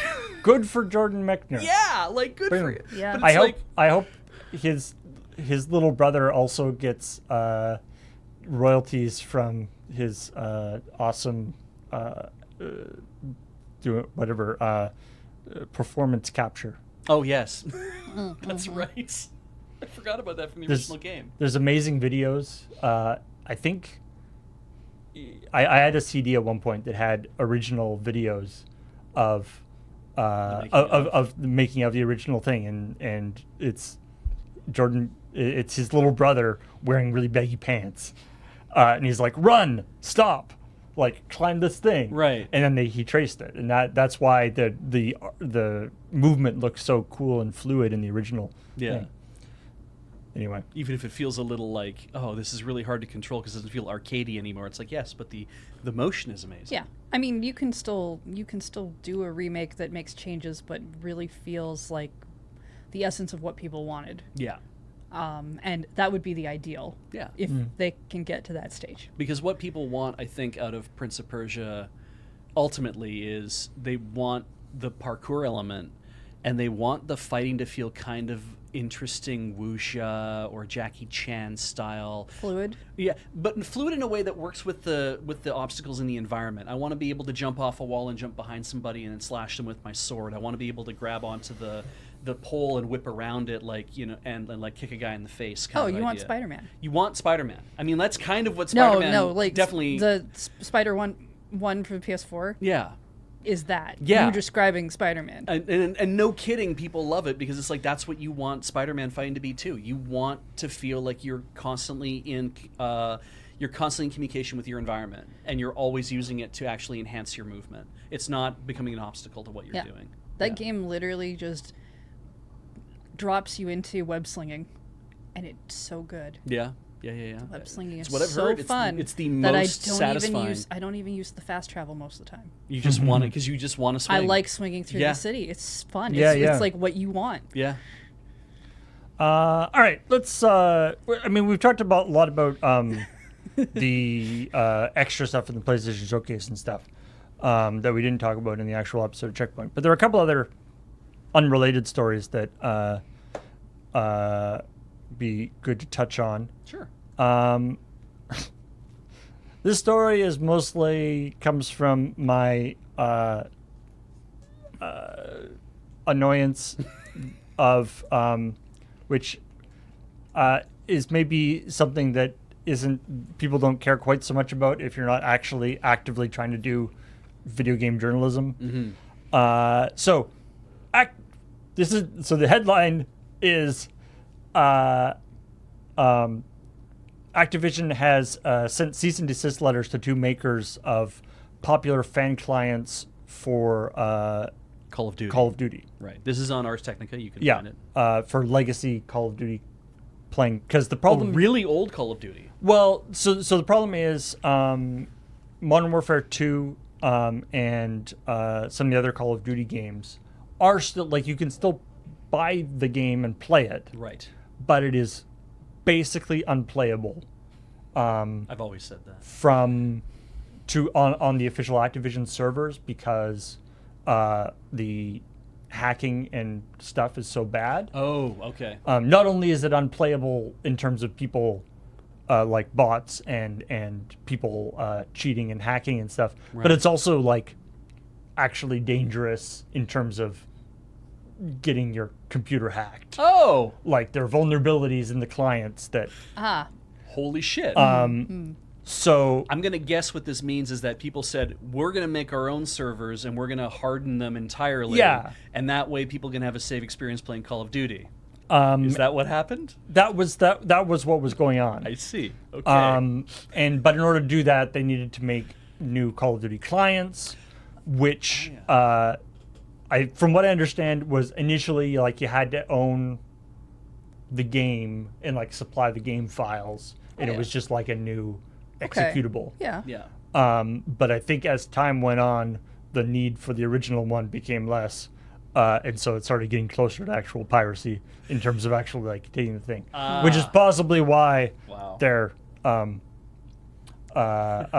Being told. Possibly why they got the book thrown at them. But the thing that is extremely annoying from a journalism standpoint is that this is for Modern Warfare 2, which it might be confusing to you to hear Modern Warfare 2 being described as a legacy title because Modern Warfare 2 came out last year. But this is about Modern Warfare 2, the game that came out in 2018 or 2008. Right, I keep forgetting they have two of them. There was Call of Duty, and then there was Call of Duty Modern Warfare, and then they rebooted Modern Warfare. And then they made a sequel to the rebooted one called Modern Warfare 2. So one of them is Modern Warfare 2 with the numeral 2, and one of them is called Modern Warfare 2 with Roman numeral, like the 2 line. And that's apparent. That's like, and it's just like, God. So anyway, it's annoying and confusing, and I hate it. The new Modern Warfare 2. This is not. This is the old. This is the old Warfare one. 2. However, they are still selling the old one. Right. Oh, okay. For like $40 too. But I think it's just a rampant with hacking. And people are like, it's basically $20. Okay. Like you can go to Steam, pay $20 for a 14-year-old game, and it's basically at the point where it's like false advertising. Like you can't play this game. Right. Yeah, you're putting yourself at risk, and it's just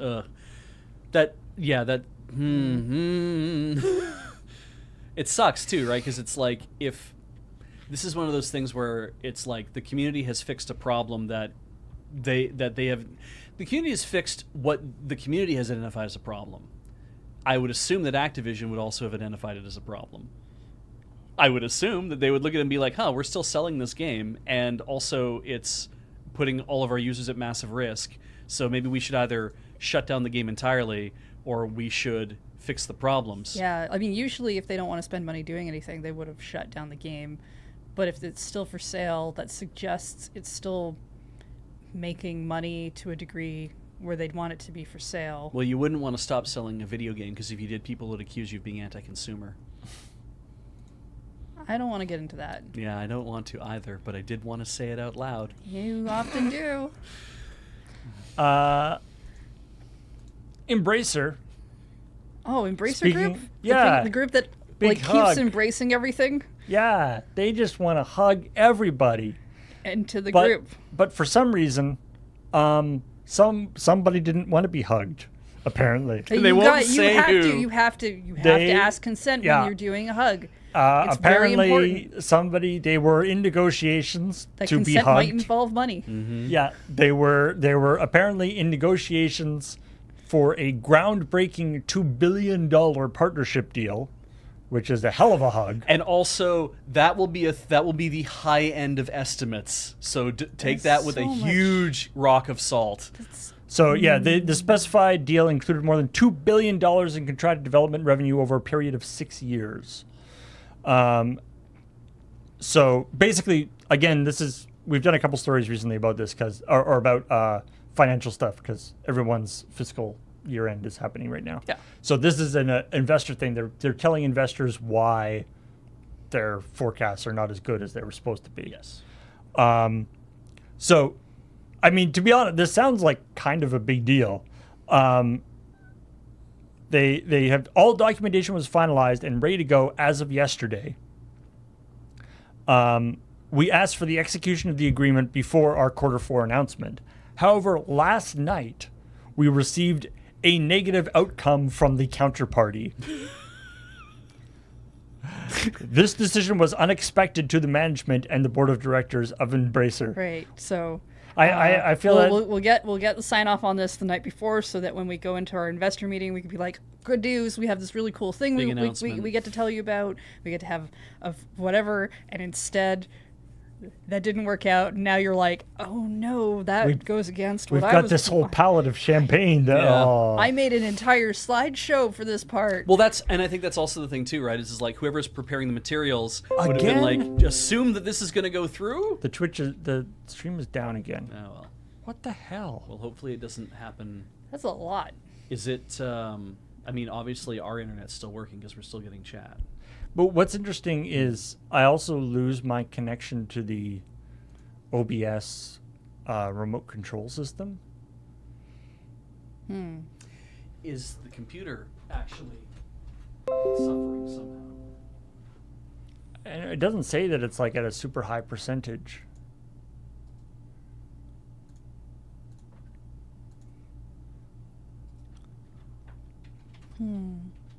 And we're back. Okay.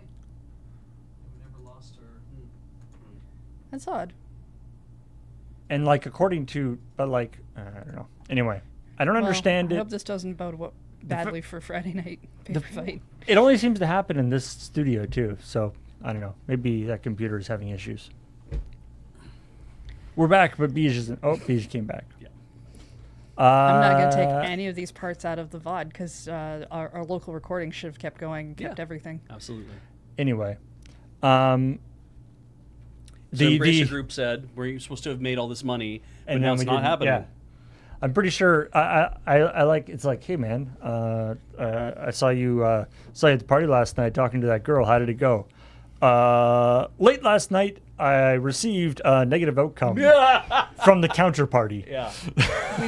We've been flirting for months. I thought we were on the same page. Yeah. When she said "get fucked," I thought she meant something else. I said, you want to go out? And she was like, oh no. Received- No, yeah. absolutely not. Received a negative outcome from the counterparty is my favorite term. Yeah, there. that's pretty good. That's But pretty they good won't wording. say who it is, obviously. Well- we don't know if what's going on here is Embracer Group was looking for exclusivity deals with with maybe a console developer. Maybe they were looking to do something in the PC space. Or with like a game store or something like that. Maybe they were looking to do, it would have to be pretty fucking big. Or maybe they were looking to do an acquisition, or maybe they were looking maybe they were looking within the group itself and being like, we want to do this kind of development. And what they got back from the studio they own is to say there's no means to do that development based on. There's a whole bunch of things that we couldn't actually think. Yeah, I mean, usually can when we imagine a do bunch of stuff. usually when we do stories about them, it's about an acquisition they've done or whatever. So I'm gonna lean probably more into that area. Yeah. I'm gonna say it's But if they're assuming $2 billion in revenue, and that'll be absolute maximum high end because they want to say, look how disappointed it is over in 6 years. Yeah. So it's like $2 billion in revenue over 6 years with a counterparty. I have to assume it's somebody external to the company. yes. Yeah, that has to be the thing. I think so. And that could just been as simple as we were going to put a bunch of shit on Epic Game Store for free. And Epic was going to pay us outright to do that, and that was going to be Maybe worth that. I Or mean, maybe we're going to put it on we Sony's could what if this PlayStation platform. all day long? That's not gonna be helpful. Yeah, it's true. The other little interesting tidbits from this earnings call, Dead Island 2, which has shown up on Checkpoint a couple times, mostly making fun of it. Yeah. That's generally why we bring video games out. It's again one of those games that went through about 3 or 4 developers. Ah, right. And was you. teased like 5 years ago, and then actually finally came out. Anyway, apparently it succeeded their expectations and sold over 2 million units, Great. oh well, becoming that's the nice. largest launch in the history of Deep Silver, which is the company that ended up making it after it went through 3 other companies. Wow. Damn. Deep Silver also worked with Volition on the Saints Row series, right? I believe so. Yeah, I think so.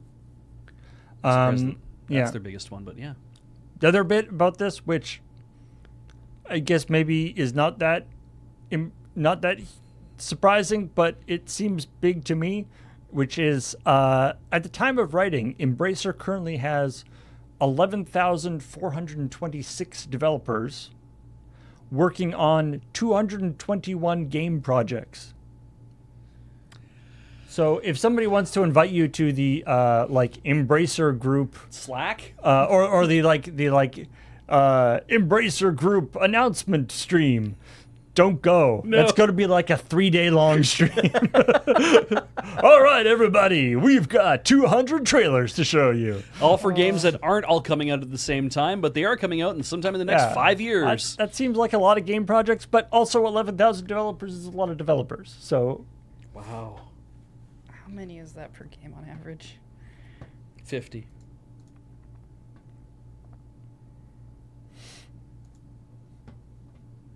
Wait, no. 55. Well, no, around 50. Yeah. nice. Thanks. That's, well, I mean, 10,000 by 200. I was just like, oh, that'd be 50.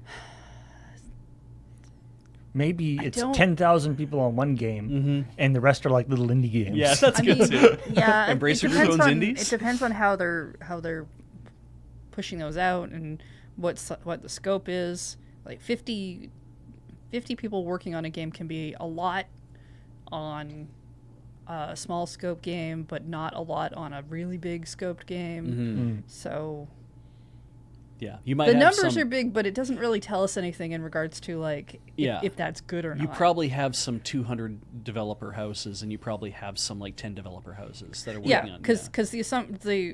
you'd never likely have like 50 people divided completely Yeah, perfectly obviously. onto the. Yeah. We're talking a lot about reboots and redos on the stream today. There is another one that this was announced actually last like Friday or Thursday, so it didn't make it into the episode, and a little more information has come out, which is Mortal Kombat 1. Yeah, Didn't that game already come out like several years ago? yeah, a few years ago. Which is going to be not Like a in the 80s. reboot, The 90s. The 90s. but also kind of a reboot, Yeah. but it's an in-canon reboot. Yeah. Because the Mortal Kombat timeline is really complicated and Yeah. messed up, and they've already done this twice. Okay, Yeah. wait. You're telling me Final Fantasy has supposedly a bunch of convoluted stories or whatever. Yeah. Don't get mad at me. I don't know anything about Final Fantasy but the music. And yet they take the tact of everything has to happen in several different worlds. But Mortal Kombat gets a timeline. So, Mortal Kombat, they were at one developer and then they changed to another developer. So there's like two big eras of Mortal Kombat stuff. But then also when they moved to the new developer, when they moved to NetherRealm. mm-hmm. Is it NetherRealm? Yeah. Sounds right. That sounds right. NetherRealm was one. Anyway, they switched over. They're the ones who were doing the they're really big on the the like fighting game story. They Yes. also did the Justice League. Unlimited? No. What was the name of that thing? I forget. Anyway, the Injustice. Okay. Injustice, where there's like all this thing of like you have a fighting game, but they've got like the story mode, where it's just a fighting game, but they feel it necessary to come up with reasons why the people are fighting in any given situation. Yeah. Whereas Midway solved that because they said it's a fighting game tournament and Chief Asshole Shang Tsung is holding the thing. Go fight your way to the top Yeah. and beat up Shang Tsung and get a wish. Yeah. Like it's Yeah, but now there's like all this plot and storyline, and it's very complicated. vendettas and like all this behind the scenes shit. And as part of that, there's at least 2 instances of time travel that have happened so far right. to reboot the whole. That's right. So, because Mortal Kombat 9, I think it is, basically they went back and they wanted to get a bunch of the characters from previous ones in, and so they put them all together, which is why you have like Sonya Blade and Johnny Cage and also their daughter, but as an adult. Yes. And Great. it's very complicated. Anyway, it's very complicated. And then they met up with the big villain of the most recent series was a person with time travel abilities. So it kind of happened again. Yeah. And now it has happened once again. We just keep accidentally getting into time travel So shenanigans. anyway, that's the funny. I just the fact that they're rebooting it when like going back to the beginning and trying to do the tournament differently has Yeah. been kind of the plot of Mortal Kombat. So like the fact The last that this, few games, the yeah. fact that they've titled this Mortal Kombat 1 seems unnecessary. But again, I guess it's technically because they already did Mortal Kombat. I guess they did Mortal Kombat X. So this would be like technically 12, I think. But Yeah. My understanding of what happens is that the fire god Liu Kang, remember Liu Kang? He's the fire god now apparently. So he's died like 3 times. Yeah, Everybody in this series has died, at least once. Shang Tsung has But then they got turned into zombies. who's the and then they came villain back. kills the person who has And the they got name starting with K, unzombified. who has the time twisting abilities, and then Liu Kang fools Shang Tsung into somehow giving those up, and then takes the time twisting abilities himself, and says, "I will go back in time to before any of the tournaments start, and I will train." Kung Lao, I think it is. I will train. Who shows up in like Mortal Kombat 2 or 3 or 4, something Kung like Lao, that. who's like his ancestor. Yeah, so I'll go back and train him so that we can bring him into the first tournament so that he can fight in the initial tournaments and through all the rest of the tournaments.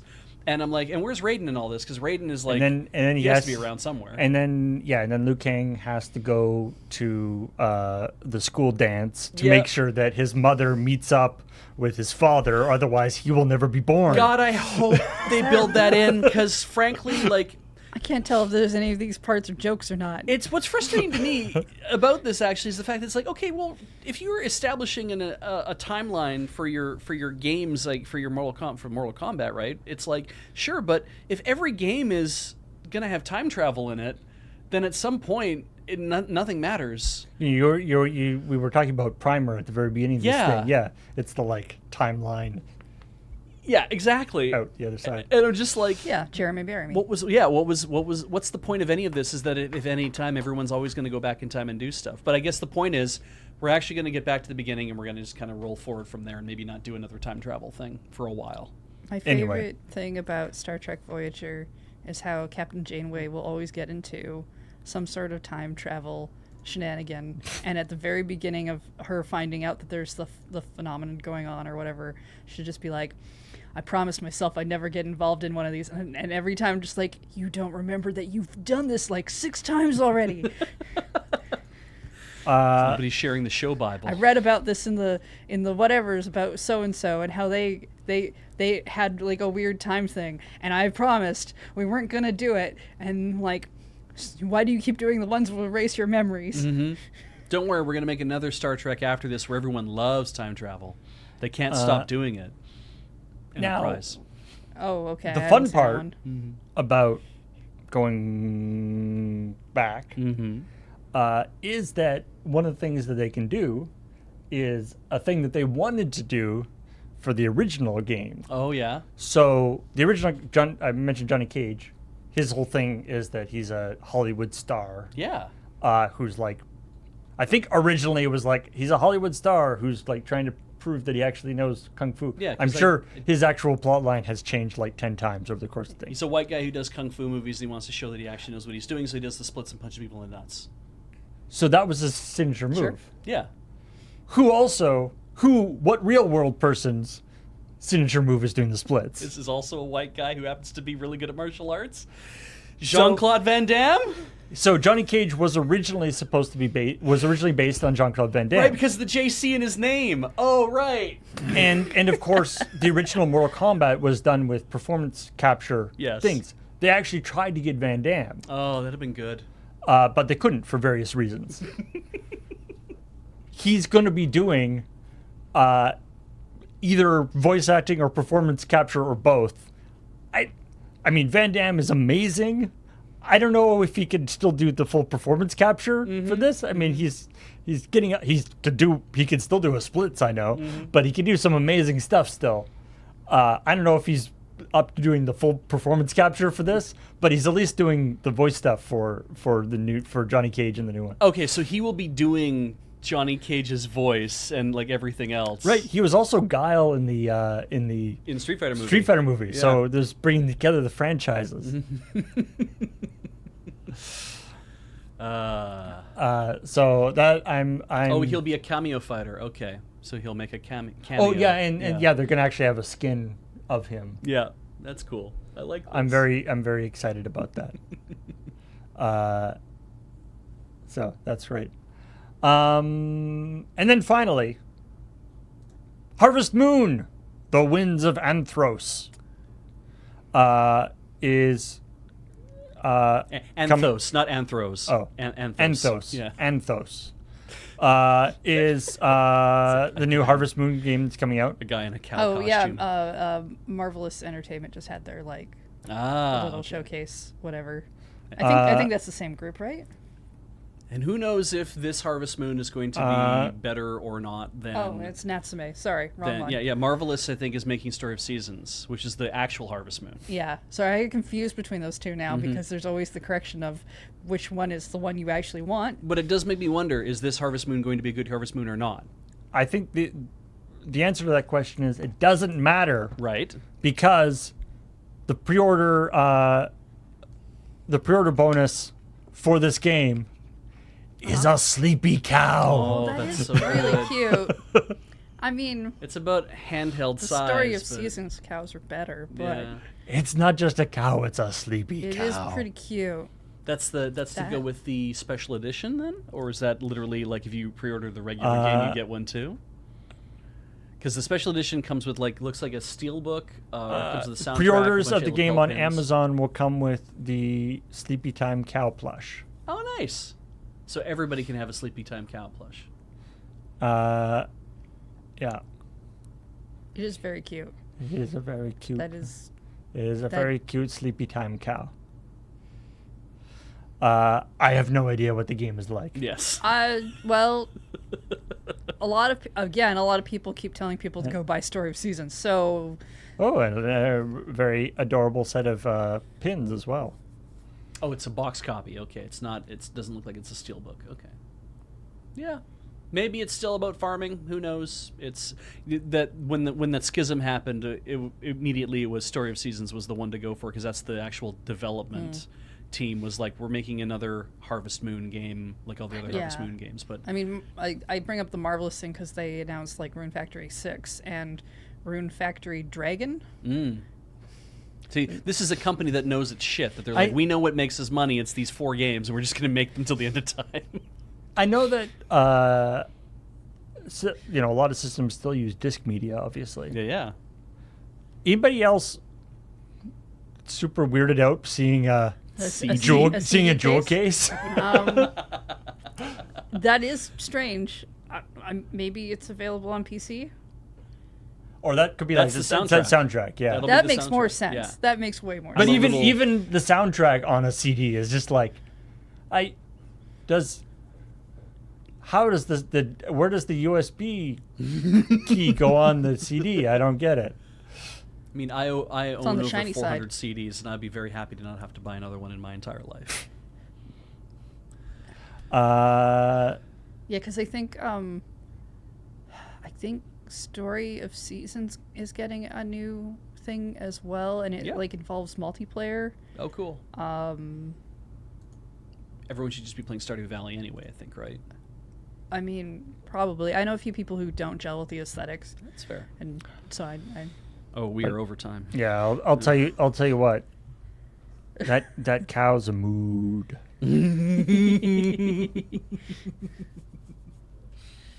Sleepy time. Sleepy Time Cow. Anyway, that's all we have time for today. thanks everybody for joining us here on ChillPoint. Check out the episode of Checkpoint if you haven't already.